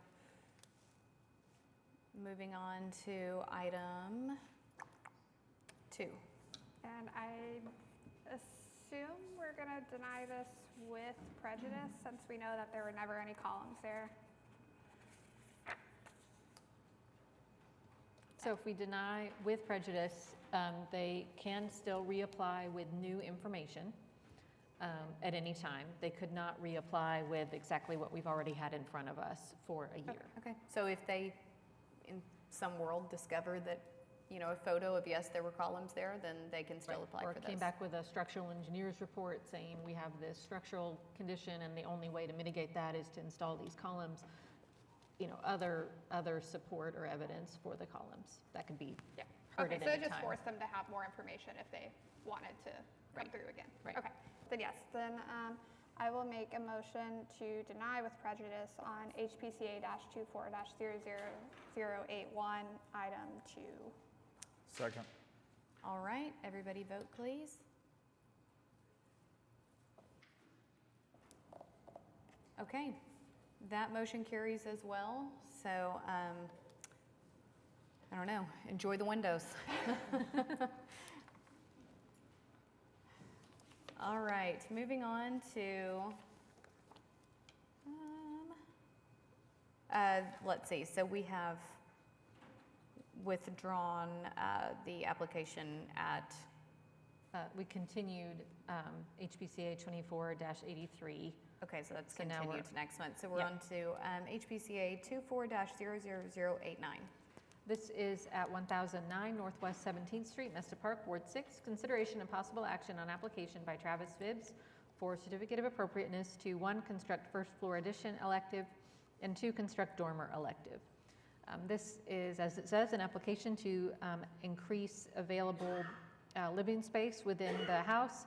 The applicant has been talking with staff quite a bit and is looking for ways to add onto the house without adding onto the rear of the house. So before you is a shed dormer on the side sloping roof toward the rear of the house, and then an addition on the side tucked back behind a bay window. And I believe staff has just kind of straight out taken the wimpy path and recommended a continuance, wanting to get just discussion and feedback from the commission on the proposed design. We, typically say that additions should be in the rear where they're minimally visible from the public right-of-way. We recognize that the rear of this house is very distinctive, has a very distinctive roof form, and there is a desire to preserve that and find other means of adding some square footage. However, staff also has concern about an addition that would alter or detract from the bay window, which is a character-defining feature on this style of home and is visible from the street. The shed dormer on the roof, side-sloping roof, is probably fairly minimally visible, if visible at all, from the street, and maybe a more attainable way to expand some usable space in the attic. But at this time, we recommended a continuance. Okay, would you please state your name and address for the record? Travis Phibbs. I live at 126 Northwest 22nd Street. This is my home. This is a home that my mother lives in. She's lived here for about 2 years. When I purchased the property, it was in pretty bad shape. We've done a lot of work to it. We've restored the inside the best we could, and we've saved as many original materials as we could throughout the process. When you look at this house, it's very unique in that it has a lot of small rooms. Can we look at one of the pictures of the site drawings that have room dimensions? And I'd like to thank the staff for working with me on this project. They really helped out in identifying the things that we could do and could not do. It's a big proposal. It's a big proposal, very unique to this house. And so one of the things I'd like to mention as we switch over those pictures, the backyard of this house is very nice. It has giant trees. The back porch is very pleasant to sit on. In addition to the architecture that's in the backyard, it was something we didn't want to obstruct by simply adding additional square footage to the back of the house. It doesn't make sense interior-wise, and it takes away from the overall pleasantry of the house. And so this house is small compared to the other houses on the street. There's only one other house that's even somewhat comparable in size, which is still larger. The ideas that we propose today are not just an addition to grab extra square footage. What we've thought about is very methodical. We've gone through every possible iteration to make these rooms a little bit bigger and a little bit more usable. And so, this is the upstairs. I'd like to talk about the downstairs first. Would that be possible? Thank you, Katie. Okay, so currently in this proposal, the primary bedroom and the primary bathroom, they're on the back of the house. The primary bedroom is small, and it's a situation where a queen-size bed is something you have to navigate and slide by. It's a small room, and particularly it's narrow. If this room in particular was a little bit wider, it'd be a much more functional situation throughout. So the addition, another thing that we really like about this house is the bay window. The bay window room is probably the most pleasant room in the entire house. It has the big windows, has a tree outside. It's really nice. So can we switch over to, Katie's the next slide, is that the proposed for the downstairs by chance?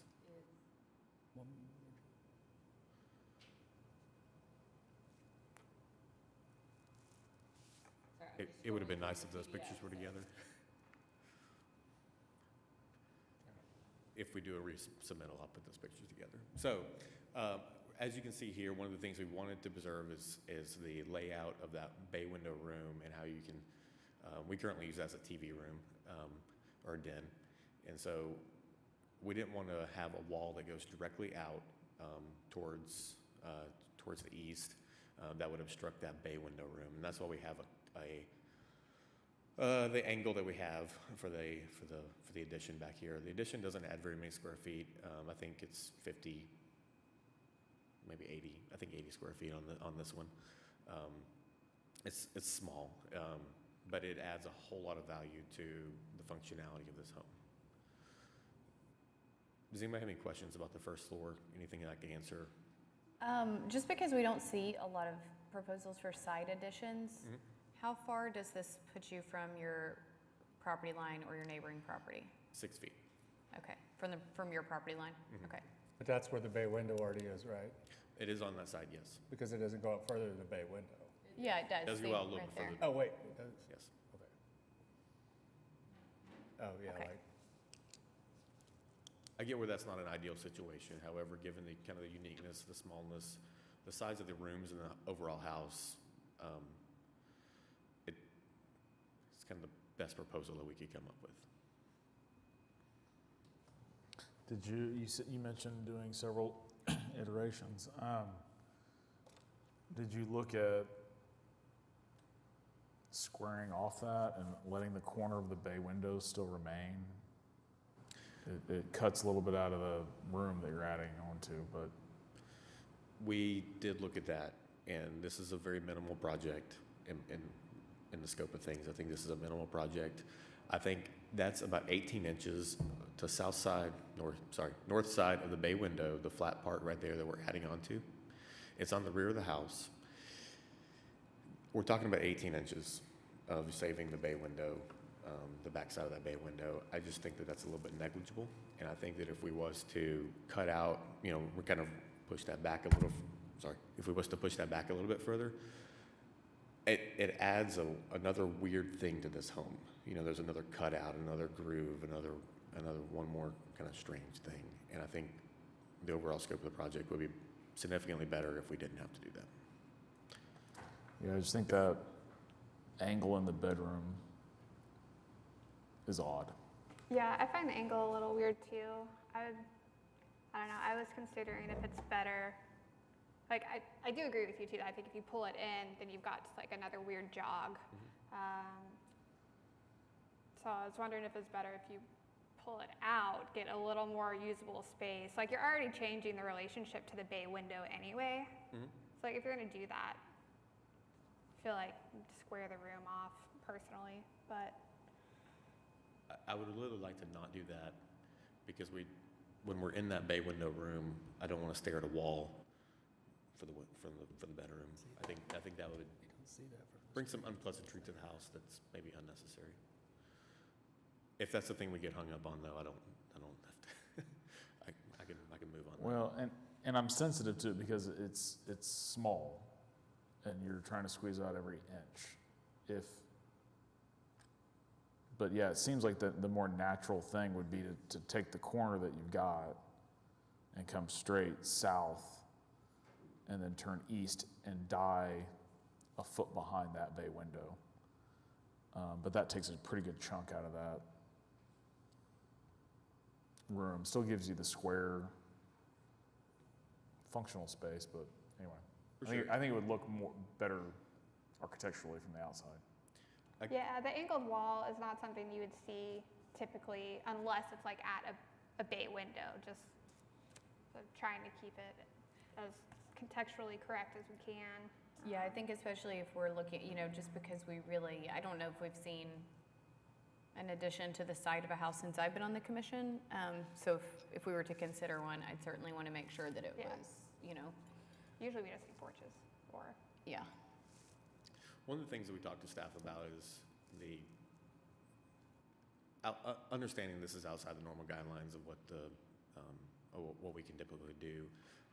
The houses are really close together in this area, in a manner that there is still room to do an expansion, but it is not as easy to see something that's in the back. And I think once you get past that bay window, in many respects, you could even say that that is towards the back of the house. You know, that's the rear of the house. Also, this is probably an addition. It's not very clear from the maps that we were looking at, but there's a strong possibility that this was an addition at some point in time. The back 10 foot of the house, and the back 10 foot of the house is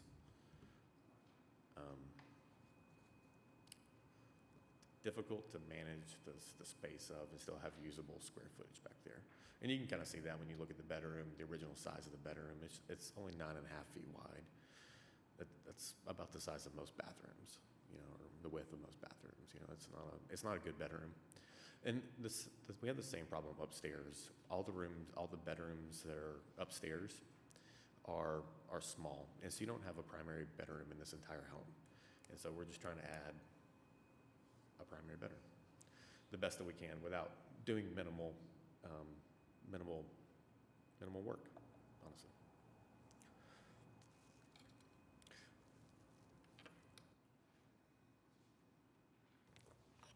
I do realize the angled wall is a little bit difficult at probably gathering comments and expressions. I get that is probably the most difficult thing to gather out of all this. But I think if you could sit in that bay window room and look to the north, I think you would appreciate the design here. Yeah, I don't want to speak for everyone else. I mean, I don't think the positive here is I don't think anybody's objecting to an addition or the reasons behind why you want the addition. It's these shotgun houses are just sort of made to go back. So when we come to the side, it's just creating like tying the roofs in and tying with like the bay window. It's creating some odd conditions, I think, is the concern. It isn't so much that the bay window's great. We want to maintain that bay window room. I mean, I think we're agreeing with everything you're saying. It's more of a question of how do we execute it? Right. That's how I feel as well. Like, I definitely appreciate all of the circumstances and the desire to preserve the back and the bay window while not having a 9-foot wide bedroom. I just don't feel like it's quite there. I don't have the solution, and I wish I did, but the angle, I think, is a struggle for an addition that, in general, but I mean, just that will be visible from the front of the home for all intents and purposes. To me, that's really the only thing that I'm struggling with. Would the angle be more appropriate if it had a bay window type look to it? And so if it had a window in that particular angle, kind of similar to the bay windows for the den, does that feel like it would be better? It doesn't for me, because I think if you try to do that, you're gonna cut off the square footage that you would have lost by squaring it off anyway, if that makes sense. Mm-hmm. And usually bay windows, unless it's a Victorian, isn't usually like a full room. It's more of like a accent. Mm-hmm. So to try to make that whole back addition like another bay window, I think would be challenging. Okay. It's my opinion. Yeah, I also think because like it's a different angle than your existing bay windows right now. So I think if it's the angle you're currently proposing, then it's a little weird that it doesn't match. And if you make it the same angle, then you're losing way more square footage. So I don't know if that's the best solution there. I agree with you on the angle, and we looked at the angle I probably looked at that angle for over an hour, just trying to figure out what makes sense in the situation. I think from an aerial perspective, when we're looking at site plans and floor plans, it looks a little wonky. I can agree with that. But I think when you're looking at it from the road, I don't think you see it like that. I don't think that is present. I'm not even 100% sure that you would see the angle of that wall being peculiar. I think it would fit in.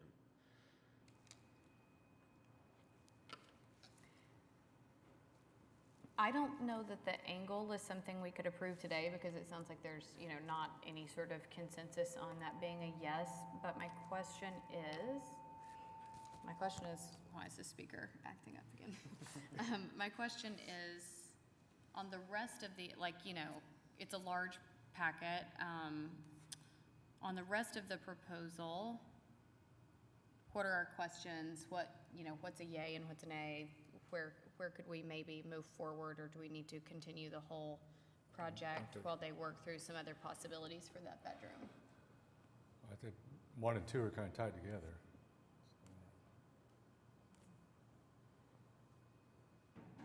And sorry, this is to go back a second, just because I've been in your shoes before and I know how it feels. And I don't want you to be discouraged about what you're hearing. In my personal experience, I was challenged by the commission on a project, and I studied it and came back with a resolution that I actually ended up liking more. Sounds like you've done a lot of study. I think that's what I would encourage you, is to just give it another look, unless you've explored the specific thing that I kind of see and just hate it. I mean, I think some time and one more look over isn't a bad thing. It's not again, I'm not negative on this project. I think we want you to do this. We want to give you what you want. We just want it to be executed really well. You're proud of it. It fits in with historic preservation guidelines. Mm-hmm. We're looking for the win-win. So I don't want you to be discouraged. I appreciate that. Thank you. Yeah, I think there's a path forward. I do no too. questions asked. I don't think any of us disagree with the fact that, you want to make your bedroom more usable. Like 9'6" is tiny for just a regular bedroom, let alone a primary. So I think everyone's on board with that. I think, just try to get it to match, historic guidelines a little bit better. Try to work out some of the kinks there. Have you placed furniture in the floor plans? Like, have you done a furniture plan? I have not, no. So I think in the bedroom specifically, like getting a rectangle that's the size of the bed that you want and nightstands and like placing them in the room may show you where you have wasted space or opportunities or something that may kind of jar a constraint loose. Okay. Yeah, I can appreciate that. Would you want to continue to the October meeting or November? If you do October, you would have to have your stuff in by next week. Yeah, November sounds good. Okay. Okay, do we have any members of the public who wish to be heard on this project? No? Okay. Do we have a motion to continue to the Sarah, November meeting? Sorry, before you make a comment on it, Mm-hmm. so it's broken out into 2 sections. The second story, number 2. Yes, sorry, that's what I was asking about earlier. Yes, are those, often when we need to continue half of a proposal, the applicant prefers it to be, all continued at once so that the timelines are all still relevant. But if you, I do think we could probably vote on that dormer today if you don't feel like. I don't think we can because all of the plans are going to be tied into each other. So if anything about the first floor addition were to change, then I just think it would be very messy from a building permit standpoint to have a CA for one part of it and not the other. I think it would be great if the commission had any feedback on the dormer now so that the applicant can address that before they come back too. And for the upper floor, I don't see any issues. It's kind of tucked back behind the house. It's not that visible. It's the gate, the bay window is kind of proud of it. Okay. I have no issues with the second floor addition. Okay. Anybody else have any comments, concerns? Oh, I'm good with the dormer. Any specific comments from staff about the dormer? No, I think staff felt like, it's going to be blocked from view by other features of the house. It's, the guidelines support dormers in non-visible locations generally. I mean, it's larger than what we typically think of as a dormer, but I think it is a discreet way to expand some usable space in the house. Okay. Okay, thanks for the comments on that one. Appreciate it. Well, I will then make a motion to continue HPCA 24-00089 to items 1 and 2 to the November meeting. Okay, do we have a second? I'll second. All right, everybody please vote in PrimeGov. Okay, we'll see you in November. Okay, thanks everybody for your comments. Thanks.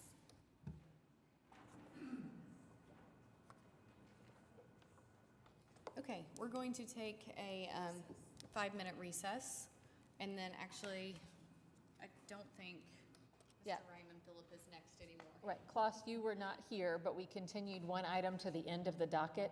So that item will go first. That'll be our last case for individual consideration, and then we'll have your informational presentation.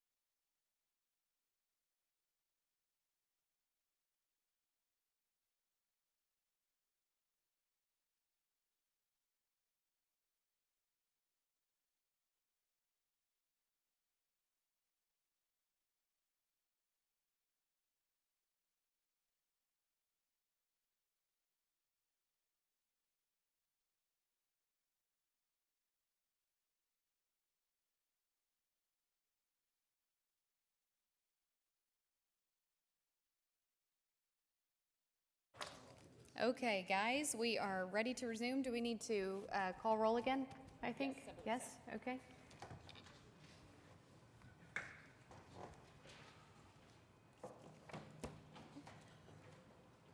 Jordan, Present. Gaines, He's present too. McBride, Present. Ramey, Present. Whitney, Present. Wood, and Wood's gone. All right, we have Okay, so we are jumping back a bit to, let's see, was that HPCA 24-00066 at 419 Northwest 25th Street? Yes. Jefferson Park, Ward 2, consideration and possible action on application by Fallon Brooks Magnus, Jolly-Bird Design, for David DeWitt for certificate of appropriateness to 11 rebuild porch roof and 12 remove chimney. All right, is the applicant present? I believe he is. So would the applicant like to speak? Might be more appropriate. Yeah.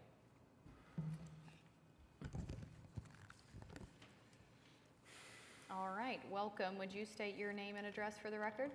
Yes, hello, David DeWitt, 904 Northwest 40th Street. All right. So you have not presented this before, I don't believe. So I don't know if you have anything you want to add to the conversation that's not previously been discussed, or any updated, game plans or thoughts or ideas. Yes.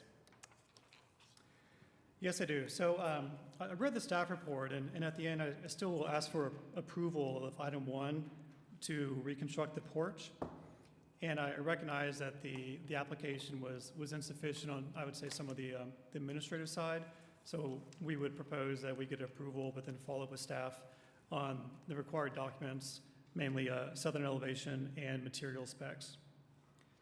So in the staff report, I guess the critical disagreement we have is that on item 1C, the staff remarks that the proposed roof is not typical of the architectural style and of that historic era and structure.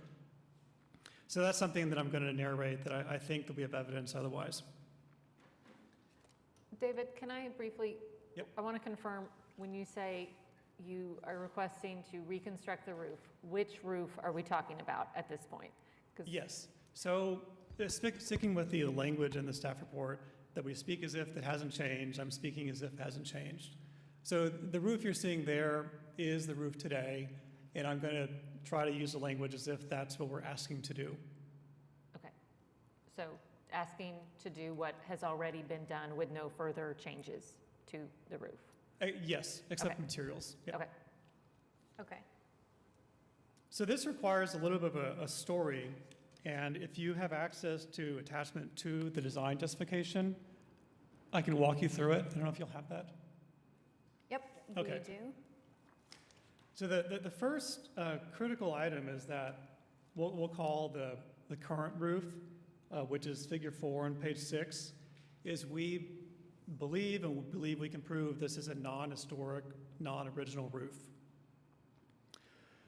And the evidence for that is on page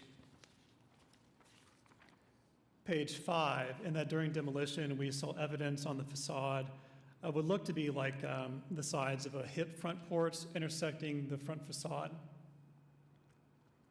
So anyways, the roof that we're proposing to replace, we don't believe it was original.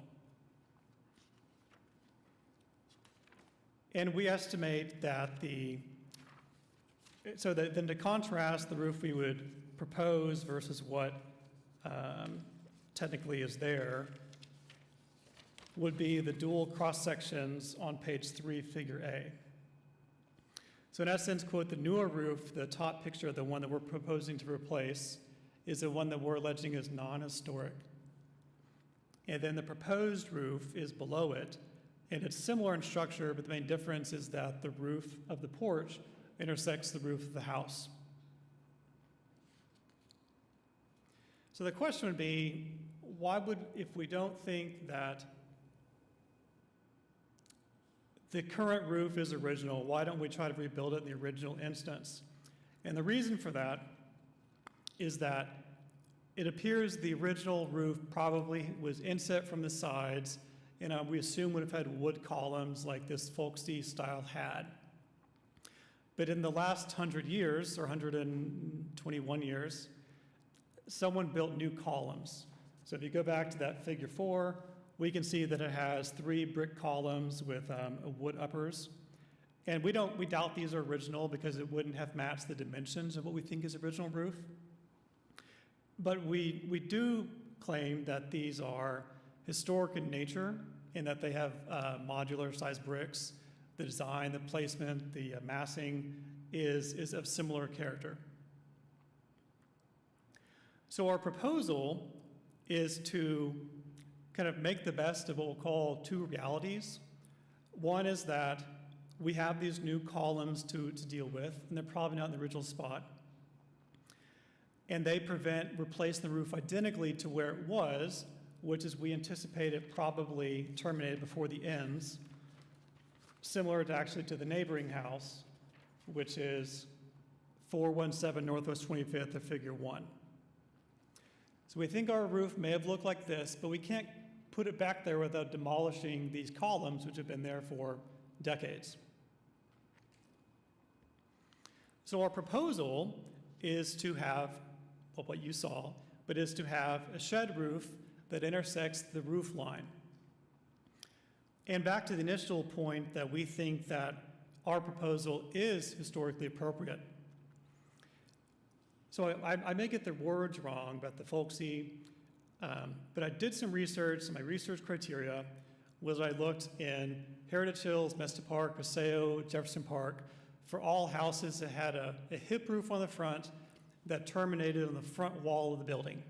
There's lots of hip roofs out there that on all 4 sides, but almost all of them include the front porch. So if you were to get in Google Maps and find every single house that has a roof structure like this, I think there's 6. This is one of them, built in 1905 or so. And the balance of the roofs, the balance of the houses with the same roof style are all included in this packet as evidence of what was probably common of that historic style. So our first example is figure 7, 725 Northwest 20th, built in 1906, where it has a hip front and then I guess a seamless intersection with a shed porch roof. Then figure 8, 424 Northwest 27th, built in 1909.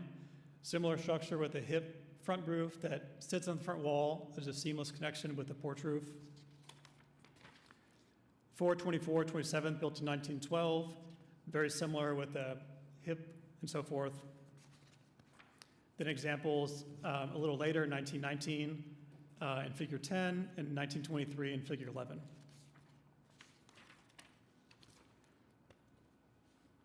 So back to the background of our proposal.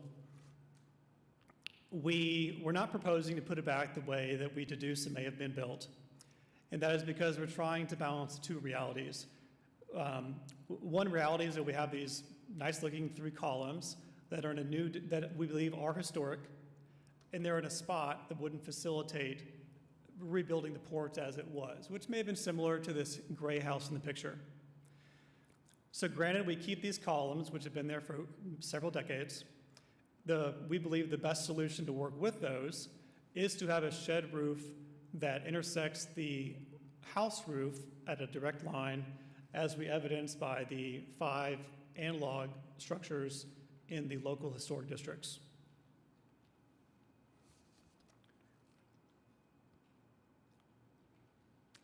We really respect the gravity of this house. I guess its importance. They were built in 1905, one of the first houses in the neighborhood, one of the oldest ones in the city. And again, it may have looked like the house to the right, but we think that if we were to go and demolish those columns, that it's not essential to make it look historic, because based upon our research, very well, this could have been what like other historic homes look like.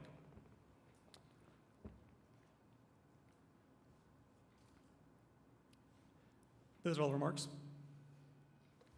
Okay, first of all, I appreciate all of the clarity, because this one has definitely gotten muddy over the past few meetings, so I feel like I'm up to speed, so I appreciate it. I had a couple of questions. I'm sure others have more thorough ones, but broadly, I wanted to know if we have any finite proof of what this roof looked like when it was built? No, we don't have. Okay. I do not know the age of this roof. Those porch columns look very 1920s to me. That doesn't look like a porch that was replaced in the 60s or 70s. It looks like it was done 100 years ago. We know that many of our earliest homes, we know from Sanborn maps and that sort of thing, that homes that were built in 1903, 1905 got remodeled in the 20s and 30s, just like today people buy a house that was built in the 70s and they remodel it. They got updated with modern, architectural features and that sort of thing. So my assumption would be that when they did the columns, they did the porch roof, and so that porch roof would also be very old. But I have no evidence of that. We don't have photographs of the house going back that far. Sanborn maps don't show that level of detail on things like the form of a porch. So, yeah. Okay, that's very helpful to me. And then I had just a couple of other questions. That center ridge at the peak of the roof, how long is that front to back? Do you know, roughly? I think it's a peak. Okay, so it is just a peak. So that's what it always appears to be in these photos, but I can't ever reconcile that in my mind. So the chimney previously came out of basically that peak? Yes, and it was cantilevered and it fell down. Okay, got it. Commissioners, other questions? To answer, or not to answer, but to speculate on your question, I think the research you've done is impressive, and I would agree with your, what's the word I'm looking for? Conclusion that I think that the original roof, because the siding is missing at that angle, probably did have a hipped front porch roof that sat under the soffit of the original house roof. So I think everything you're saying is accurate. I think it's pretty reasonable to assume that's what the original roof was. He's not claiming that he's replacing it as it was originally done. I think there are things that you've done that I appreciate, like pinching in the porch instead of being in plane with the outer walls. I think what would be more historically accurate is that you would see that fascia separating the two roofs. But you showed several examples of others, so I don't know. Yeah, I'm inclined to agree, especially the roof that was demolished to make way for the one that's been built / is being proposed is a terrible detail that only brings water into your home, so I would not suggest rebuilding that. I think this is a better detail. I think you've proven that there are other historic homes in the area that have this same hip roof attachment. And as Katie said, these columns look like they were built sometime in the 20s or 30s. It's very typical of a bungalow house. So obviously there's no question, I don't think those should be demolished or changed in any way to try to make way for a roof that we're only speculating on. So I personally would be okay moving this forward. I do have separate thoughts about the chimney, but as far as the roof goes, I'm personally okay with this.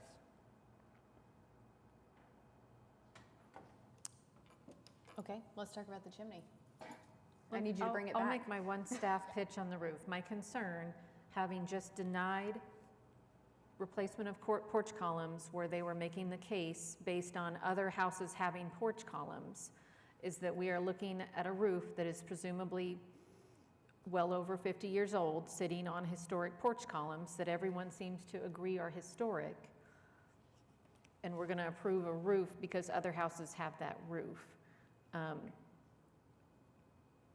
So I think if we are okay with eliminating the presumably historic, though not original roof, and going to a roof that is based on other houses, we need really good findings because that's what's going to come up on an appeal of another case. I mean, part of my thought on that was like those columns were purely decorative. They did those because they thought it looked nice, and there were some other houses that had it. This, I think, is addressing a huge water intrusion issue from the previous roof that was there. My concern would be that we have an awful lot of roofs like this that are going to come forward with similar water issues, and surely there are other fixes to address that beyond just completely redesigning your historic roof. I mean, yeah, you can. Just something to think about as we discuss the chimney. So can we see just a quick comparison between this roof and the roof that was, the form of the roof that was on for, say, 50 years? Because when you say completely redesigning, like, I'm struggling to see it that way. It's not a completely, Yeah, it's the exact same, it just drops. just the dropped porch, It correct? drops 6-8 inches. And the pitch is slightly different. It's a little bit more flat. And I would suggest that my research was comprehensive, and that of this architectural style, there aren't any with that gap. 85% of the houses have a gable front roof or gable modified. There are not many that where the hip lands on that front roof, like 6, maybe I missed one, maybe there's 7.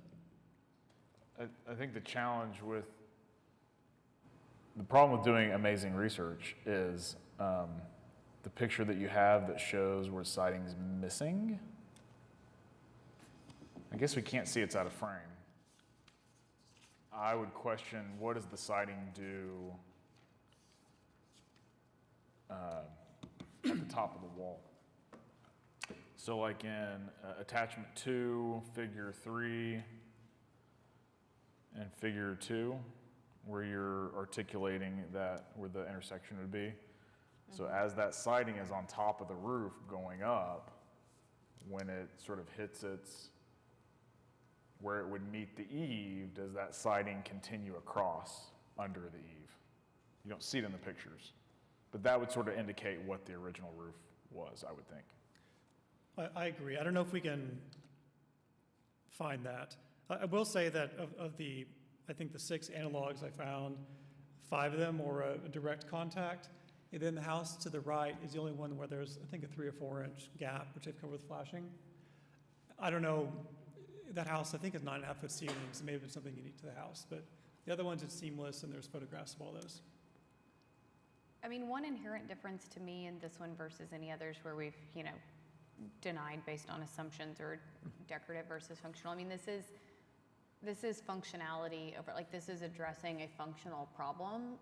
And like we said in a previous case, like, it wasn't presented as a solution to a problem. It was presented as ornamental. So this is, I mean, the difference in this roof form versus what was there for 50 years is functional and problem solving. I think Katie's concern is that other people have that functional problem with the roof. They're going to come back with this type of recommendation for a roof to fix that functional problem. Well, what would an ideal recommendation for? Well, what came before us last month with the request for it to be continued was a proposal for replicating the previous roof form with a detail to block the wood from going up and under the eave. Now, how successful that would be compared to this, I don't know, but it was retaining the separation between the 2 roof forms and just blocking off that deep recess so that the water wouldn't get up and under and create, water ice issues. And that's in your packet. Yeah, where is that? I just want to make sure I'm understanding, what that looked like to be blocking it off. So it is, here, I'll show my. At attachment 1. So it is here on the screen. So the roof of the house would have come down, and then the porch roof is separate under that with just the 2x4 blocking with, proper flashing and roofing material to keep water from going up and under that space. Yeah, that's my concern, is that we have an awful lot of very complicated roofs that are probably not the best design, that are probably a horrible design. But do we let people rip those off and put something else on that doesn't replicate the historic appearance in order to fix those designs?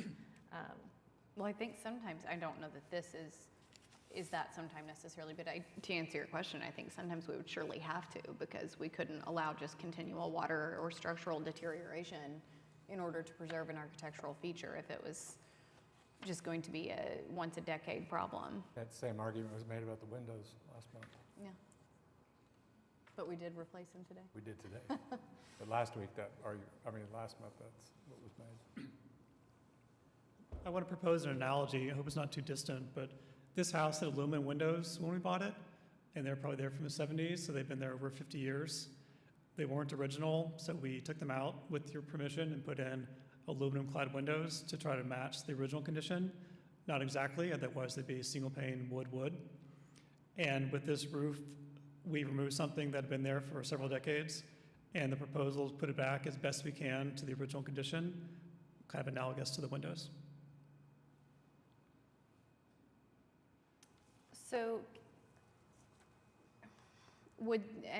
staff would have recommended approval on what was just on the screen? Right, yeah, we had recommended approval of that. Well, and I think the difference is you're articulating the fascia and a break between the roofs with the flashing detail that still allows that. This is not that, but I think there's speculation as to what was originally there. I would speculate that fascia did go across originally, but no one can prove that. But Katie's right, it's the same argument that we just denied.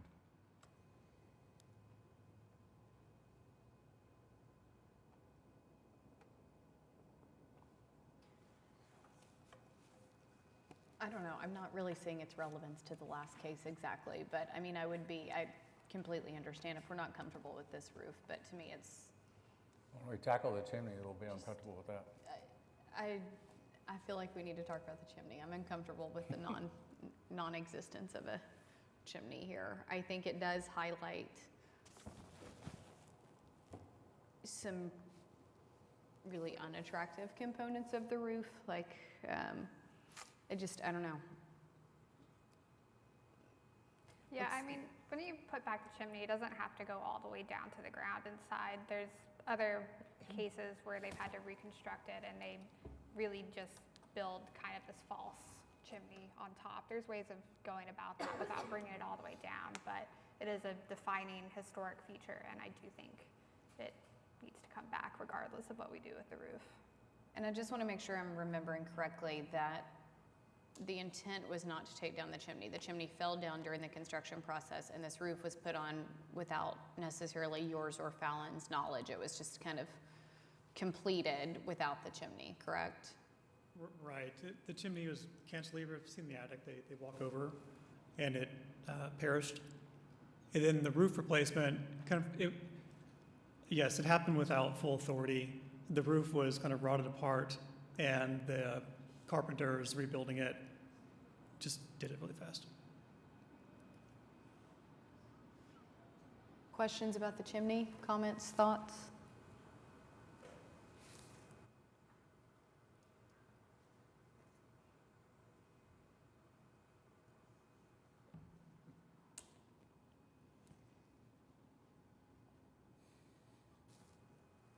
I don't really envy this project.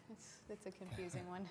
So just to be clear, as we think about motions, the application is to remove the chimney, Right. not to rebuild the chimney. Right. So if you want the chimney to go back, we would be denying that request. Right. Just to,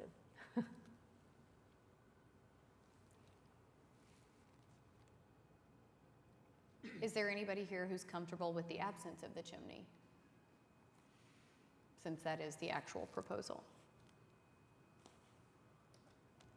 I could get behind the roof research, but I can't get behind the absence of the chimney.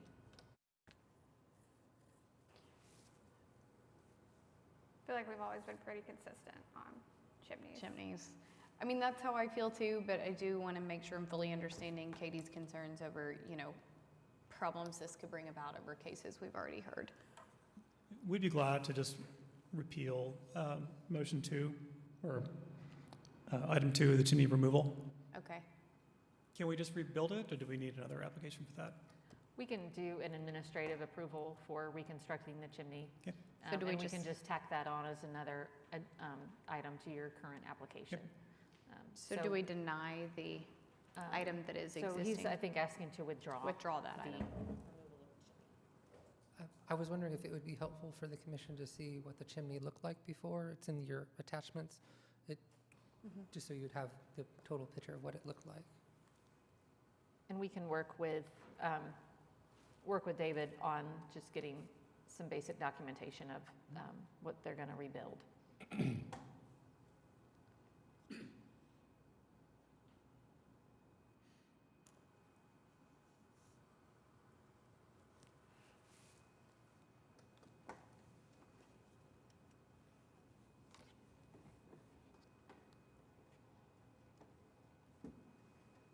Well, guys, what do you want to do about the roof? Anyone brave enough to make a motion? Sorry, I can't. It's convenient. I don't know. I just don't love the problem in general. It's kind of like the angled wall. I just don't. All of the arguments are really logical, and I just don't love any of the. To me, there's not a really great solution on the table here.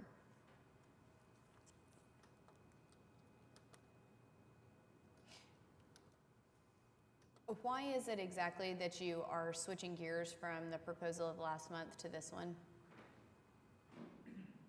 Sorry, I'm going to make sure you sit down again in between my next question. Well, it was the research that affirmed that we think this is this is our best option at going back to historic style, and the side views at the end of attachment 2, although useful somewhat for maintenance mechanical sense, they're still kind of perpetuating this non-historic item. You do the same research, you won't find any houses with this architecture, with this roof. And so anyways, it was that through the research, it seemed that this really is the most historically appropriate route. That being with using the columns that are probably 100 years old, and then putting back the roof as best we could to what it probably was with the columns that have been there for 10 decades. So the change was because it seemed very historically appropriate, especially with what I would think would be a comprehensive research of houses that have a hip sitting on the front roof. Because there's lots of hips out there, but they all include the porch. So there's only 6 or so. And that gap is just not present on them. The house next door has, I think, 3 inches and is covered in flashing. And I don't know why it's one of the 7 that's like that.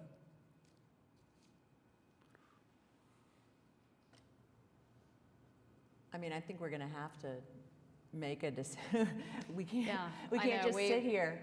We've got about 30 minutes left, And so. while I am really respectful of Katie's position, and I understand the slippery slope arguments, at some extent, we've seen some evidence, and we don't have proof of the original historic condition. We're going to have to make a judgment call, and I know we're supposed to evaluate it as if it's not been done, so I'm doing that without saying but. Yeah, I think that that's where I am, is that, just because we are so completely unsure as to whatever was there originally, or, maybe not even originally, but maybe in 1920, it does just become a little bit more of a judgment call. Yeah, and I think my struggle is how tightly do you toe the line of historic preservation and trying to preserve exactly what was there originally. Now, the reason this case is different than the others is this is a roof connection point that is less visible walking or driving by on the street, as opposed to changing columns that are architectural accents. It would take a pretty astute person to look at that roof detail and have much of a historic impact. So that's why, for me, I'm not saying it's not visible, it's just less in your face than columns. So right now, we're looking at a motion. He's rescinded 2, so we're just looking at a motion to approve 1, right?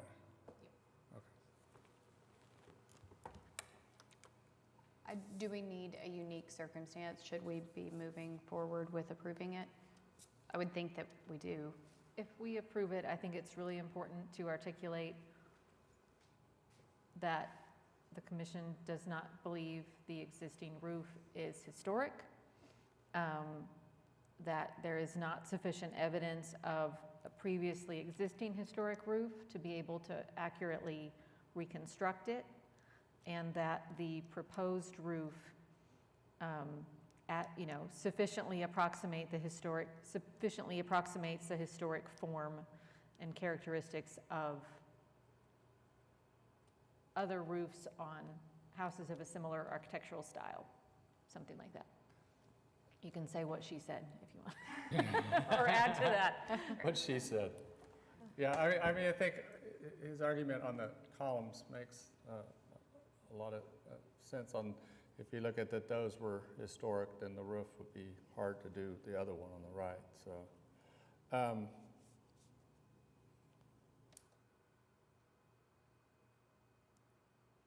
I'll make a motion to approve HPCA 24-00066, item number 11.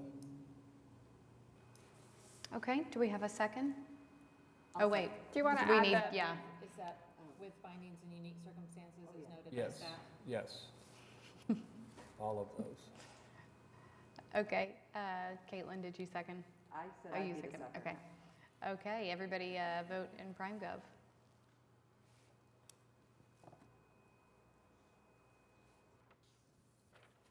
Okay, guys, thank you. That has passed unanimously with the specific findings and unique circumstances noted today. And further action on, so you will be tacking on, do we need any action on adding that chimney? Okay, got it. Okay, moving on, last but not least. So this is, you have an HPCA number on the agenda because Claas has actually submitted an application. We cannot review and take action on a certificate of appropriateness for this project until the rezoning is complete. This is the property where you all just recently reviewed an SBUD to allow for multifamily in Jefferson Park. But we discussed with the applicant coming through with an informational presentation on what they intend to construct so that they could get any kind of comments, feedback, questions from you all. Any discussion today is completely non-binding. Just because you indicate support at this moment doesn't mean you have to approve it when the CA is actually before you. Staff has not reviewed this in any great level of detail. I haven't checked it against the SPUD to make sure all the numbers match up, that sort of thing, although they were designing this kind of simultaneously with building out the requirements of the SPUD. But generally, I think this is very much in line with what we anticipated seeing as part of the SPUD. I think, architecturally, it seems compatible with the area and with the building, the historic building that was actually there before. But we'll just open it up for the applicant to make any comments and then any feedback the commission has. Yeah, thank you, Okay. Katie. Yeah, sorry, so I thought we could do it concurrently with, finalizing the SPUD, but. Can you state your name and record? yeah, sorry. Name and address, sorry. Klaus Raymond Phillip, 2801 North Hudson, and I'm the applicant representing the owner, Monty Jacobs. Thank you. Yes. Continue on. No, so, yeah, we thought we could do it concurrently, but we couldn't. We have to wait for the SPUD to finalize. So I figured I'd come and at least present what we submitted for the HP application, get some early feedback, and hopefully, streamline the next meeting when we come for the actual, when we have staff report, it's actual hearing for this. But yeah, I think Katie gave a pretty good overview. Really, I think the footprint is almost exactly what we had in the SPUD. We didn't really change anything there. We had a pretty good idea of what we wanted to do during the SPUD process as well.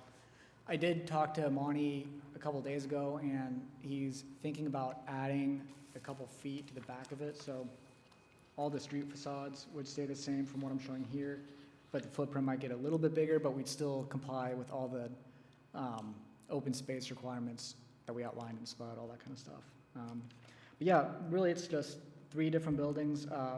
One building facing Robinson, the other building turned 90 degrees facing 28th Street, and then a garage and back for the units. And each unit is kind of an up-down, a little bit like a townhome style. You know, each has a front door, internal staircase, bedrooms upstairs, living downstairs. And he wanted to provide each of them with a little bit of a backyard space as well. So, yeah, so the site plan's pretty similar to, I don't know, are you all looking at this, or do you have it on your, I can click through it a little bit. Everyone has in PrimeGov what you sent, so they can see, Okay. they can Yeah. see that, and then they can also scroll through all of your other documents. Okay, perfect. So I don't know where you guys are at in your scrolling, but these are the 2 facades, kind of, or street elevations, I should say. Really, we kind of took inspiration from everything else that kind of happens on Robinson. I think like each of these, you can see examples or, you know, kind of similar approaches throughout the neighborhood. Oops. Uh-oh. Did you say it's a 3-car garage? So, yeah, it's a 3-car, let me see, you might have to just click through it on your own. 4 units and I'm 3 not sure how singles? that works. It is a 3-car garage, but Somani specifically, because he's gonna live there as well, in one of the units, he has like a, I think they call it sprinter vans, you know, kind of like a camping van, and it's a bit taller. So he wanted to have basically a carport to park his van under, and then the rest of the units have like a typical car, you know, 1-car garage. And then to accommodate the parking, really requirements, and I know the neighborhood had a lot of concerns about parking, we left 18 feet between the garage and the alley as well. So you can park, you know, for every unit you have an enclosed garage space. And then if you lived it by yourself, you know, that's all you really need. If you have a guest coming, or if you have 2 people living there and they both have cars, you can park behind the garage. And each unit has 2 off-street parking spaces. But that's why we had the kind of that one open bay in the in that garage is for, specifically for Monty's camper. I just don't see that open bay is why I was asking. And actually, that's something that we kind of talked to staff pretty early on about that open bay, and we've tucked it in on the south of the garage, and, you know, so it's pretty minimally visible. You know, it's not like a carport facing the front or something. Yeah, I was wondering why the garage structure was so tall and the windows on the street, I know it's a garage, it's probably for privacy, but seemed out of scale, like they're high. Yeah. But now that makes sense. Yeah. And I mean, I guess it's new construction, so I think there's more flexibility with the design aesthetic. We did still want the garage to be, you know, secondary to the other structures, so. Yeah, like the street elevation, you can kind of see the difference between, Yeah.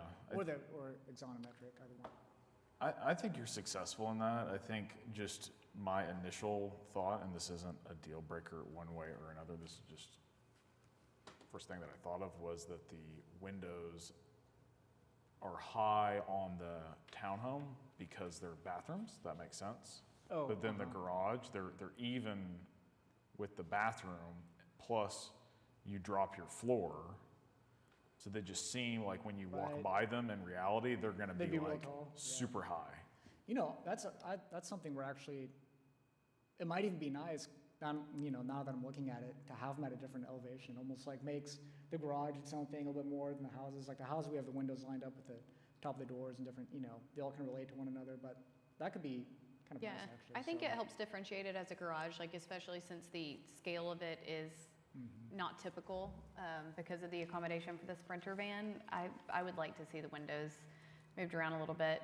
I was going to ask about the brick walls connecting the 3 structures. Is that just strictly for privacy?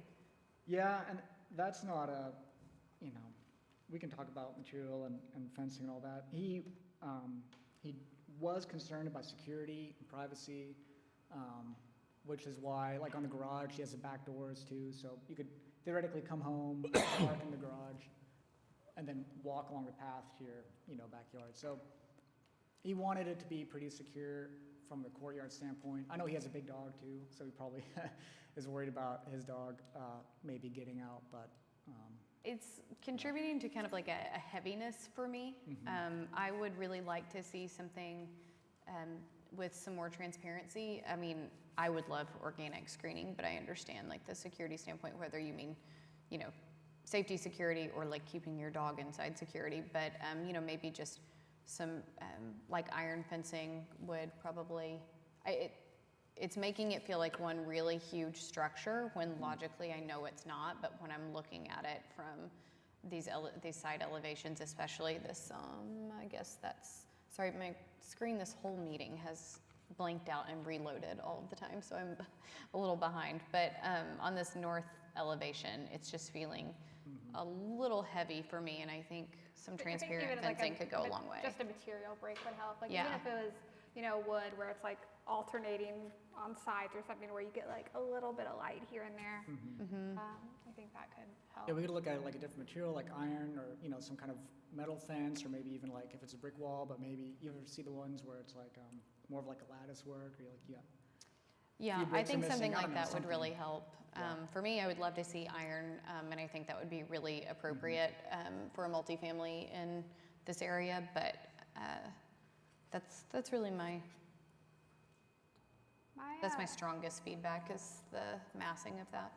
My only other comments are, I think this is done really nicely, and I, of course, always love the added density. But for me, there's just something about the elevations that feel maybe just like a smidge modern for the area. I think there are like really easy fixes, like, the windows that are molded together, maybe you show like a true, like, 1x4 with like mole in between them. At the duplex where you've got those kind of like Betty Lou, from Mesta Park style inset balconies. Like those brick columns feel like maybe a little thinner than what would have been built at the time. So I think something just like proportionally about some of this feels a little more modern than the area would be. But none of it's necessarily a deal breaker for me. That's just my initial comment. My feedback would be, and again, this isn't a stylistic comment, is to me it feels like you're on a tightrope trying to figure out if it is more modern or if it is more historic. It's like, so there are like elements like on the west townhome, the three really large punch windows feel very modern, but then the rest of that building sort of feels like it's trying to fit in with the rest of Jefferson Park. And then the middle one is pretty simple, but then it has this kind of like quasi modern art deco entries that I really like. It's like, I don't know, like maybe it needs to be like more one way or the other than like sort of like a hybrid. No, that's good. I think that's a fair critique. It's always tough. Building the new construction in a historic neighborhood, it's like, on one hand, you don't want to emulate it completely necessarily, but on the other hand, all those designs are successful originally, and we like them. So it's kind of like, I think. To that point, like the walls between, like I assumed you were going for a heavy, more monolithic aesthetic, so I think it supports that. But if you want more of a separated 3 independent buildings, I think transparency supports that. So, personally, I'm okay with either. It's just whatever. What is it going to do for the design, and what does it do for your execution on the aesthetic you're going for? Well, and there's a house across the street. Maybe a similar analogy fits that one. It's a neighbor of mine, Noma Gurich, and she's got it's kind of, I don't even know how you describe the style. It's kind of like a bungalow, but it's got some different roof eaves. If you guys get a chance, just look at the north corner of this lot. And they changed the windows at some point. I don't know if they did it or someone else did, or if it was original, but these big, huge, kind of like picture windows on the side. So it's kind of funny because the house itself, I mean, it has kind of narrow porches too, so I don't know really what style it would be. It's going to sound weird, so it's kind of a traditional house formally, but it has like these big picture windows and stuff. So there's on the corner, there's some kind of weird stuff going on too. But I definitely hear you on that kind of struggle between, modern and traditional and 30 It's a draw great line first and run at it, just Yep. refinement. I could actually get behind the two different, to your point, like this, the duplex definitely is giving very serious deco vibes with those entrances. And I could actually get behind them being pretty stylistically different. It's the walls attaching them and making it read as one property that's making it feel conflicted to me. I actually don't really feel like they necessarily need to be in the same style or even presenting the same era. I mean, I could really get behind something different there, connecting them in this manner, especially with one of the materials that's, if it's going to be if it's going to be two materials, like using one of those materials to connect them is making it feel a little out of sync for me. No, from a design standpoint, I kind of love that idea because you're right, they are stylistically a little bit different. And that's both intentional and we didn't really have much of a choice because the way the setbacks work, we could have nice big porches on one, the other one we're kind of constrained by the property line, which kind of informed the design, but it was kind of nice, I felt, that they had, it was each unique building, I think they'll read as the same development, the same thing, but they're not identically the same. But I like the idea of doing something between them that separates it more from it looking like a more monolithic, design, so. Overall, I think it's a really nice start, though. And Yeah. I think, the duplex you did on your lot several months back, I think that, was really nice once it got approved. So I think, obviously, there's a path forward to all of this. Which is very slowly starting construction. Yeah, no, I think you're off to a great start. Yeah. All right, so just to recap real quick. The garage windows, I think that was a great suggestion. Maybe look at heights and make that better proportionally, maybe set apart from the other ones a little bit. Maybe look at some fencing materials, find a way to maybe not have them all as monolithic together. And then, kind of to your point, maybe look at the windows a little bit, some other details, some columns, maybe see if, I guess maybe it could be more in one direction or the other, but that's helpful. Yeah. Anybody else? Am I just studying the middle duplex stairs as they come out of that entry element? Oh, what about those? You might just look at if there's I know you'll study it either way, but like right now the stairs just kind of like shoot out. Mm-hmm. Like, would it make sense to have walls that frame it in, or is there something to kind of transition that to the street maybe a little more smoothly? Oh, on the middle one outside. The north. Where you come down. Coming out on 28th. Right, okay. Because I think the ones going to the west on Robinson, like even if that bottom step were to like return 6 inches out, or like I think that porch is detailed well. The ones in the north feel like they just kind of, you're going to see the side of the steps. You know what I need to do is look in the code a little bit or see because partly the reason that is because we're pretty much on the property line, like the front of that, entry portal, whatever you want to call it, is on the property line. But, you can have sidewalks in the right of way. So there might be a creative way to do, right, there might be a creative way to do like the. Because right now the stairs are in the right of way, right? Yeah, partially, I think. But that's kind of the question is, what's porch, what's sidewalk, you could even step it up farther, earlier and have like a raised walk or something, and, it'd be a sidewalk that transitions into a porch. Yeah, just thought. Yeah. Sweet. Well, I don't want to take Okay. any more of your time. All right, well, thanks for the presentation. That's really nice to get like some advance notice on and be able to give some feedback and hopefully move towards a really smooth, easy outcome. Sweet. I'll be back next month, I think. We'll be here.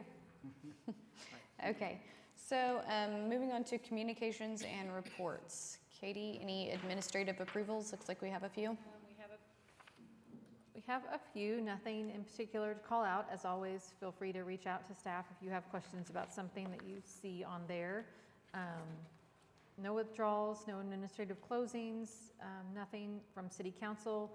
Board of Adjustment did hear the appeal of the demolition of 424 Northwest 27th Street and overturned our denial of that demolition. So barring someone else appealing to district court, that house will be demolished. Were there specific grounds for their, So that was the one that had the two-story garage apartment in the back and was a little It was white siding house. The one who, like, someone came in and were like, my grandfather. Yes, that was the one that the granddaughter of the folks who had lived in it spoke. Yeah, the Johnson Associates. Yes. Gave their report. Okay. Yeah. There was a structural engineer's report that said it couldn't be saved, and I think the Board of Adjustment felt like they couldn't take that and side against it. That's my kind of short and sweet assessment. The meetings are are online if anybody wants to watch back to that hearing, and I'm happy to send a link to the actual place in the meeting so you can just jump right to it if anybody's interested. okay, anything from Planning Commission? Nothing from Planning Commission. The accessory dwelling unit ordinance is scheduled to go back to Planning Commission end of this month, the last Thursday in September, if anyone's following along with that. And at that time, I'm not sure if they'll be making a recommendation to move it forward to City Council or if there will be more discussion. Okay. Rita, anything from the Municipal Counselor's Office? Nope, not a thing. Okay, our next meeting date is October, gosh, what did I say, the 2nd? Yes. October the 2nd, okay, right here at City Hall, 2 p.m. Any items from commissioners that you all would like to share or discuss, bring to our attention? No? Okay. Members of the public? Nobody? Okay. Well, we are adjourned. Thanks, guys.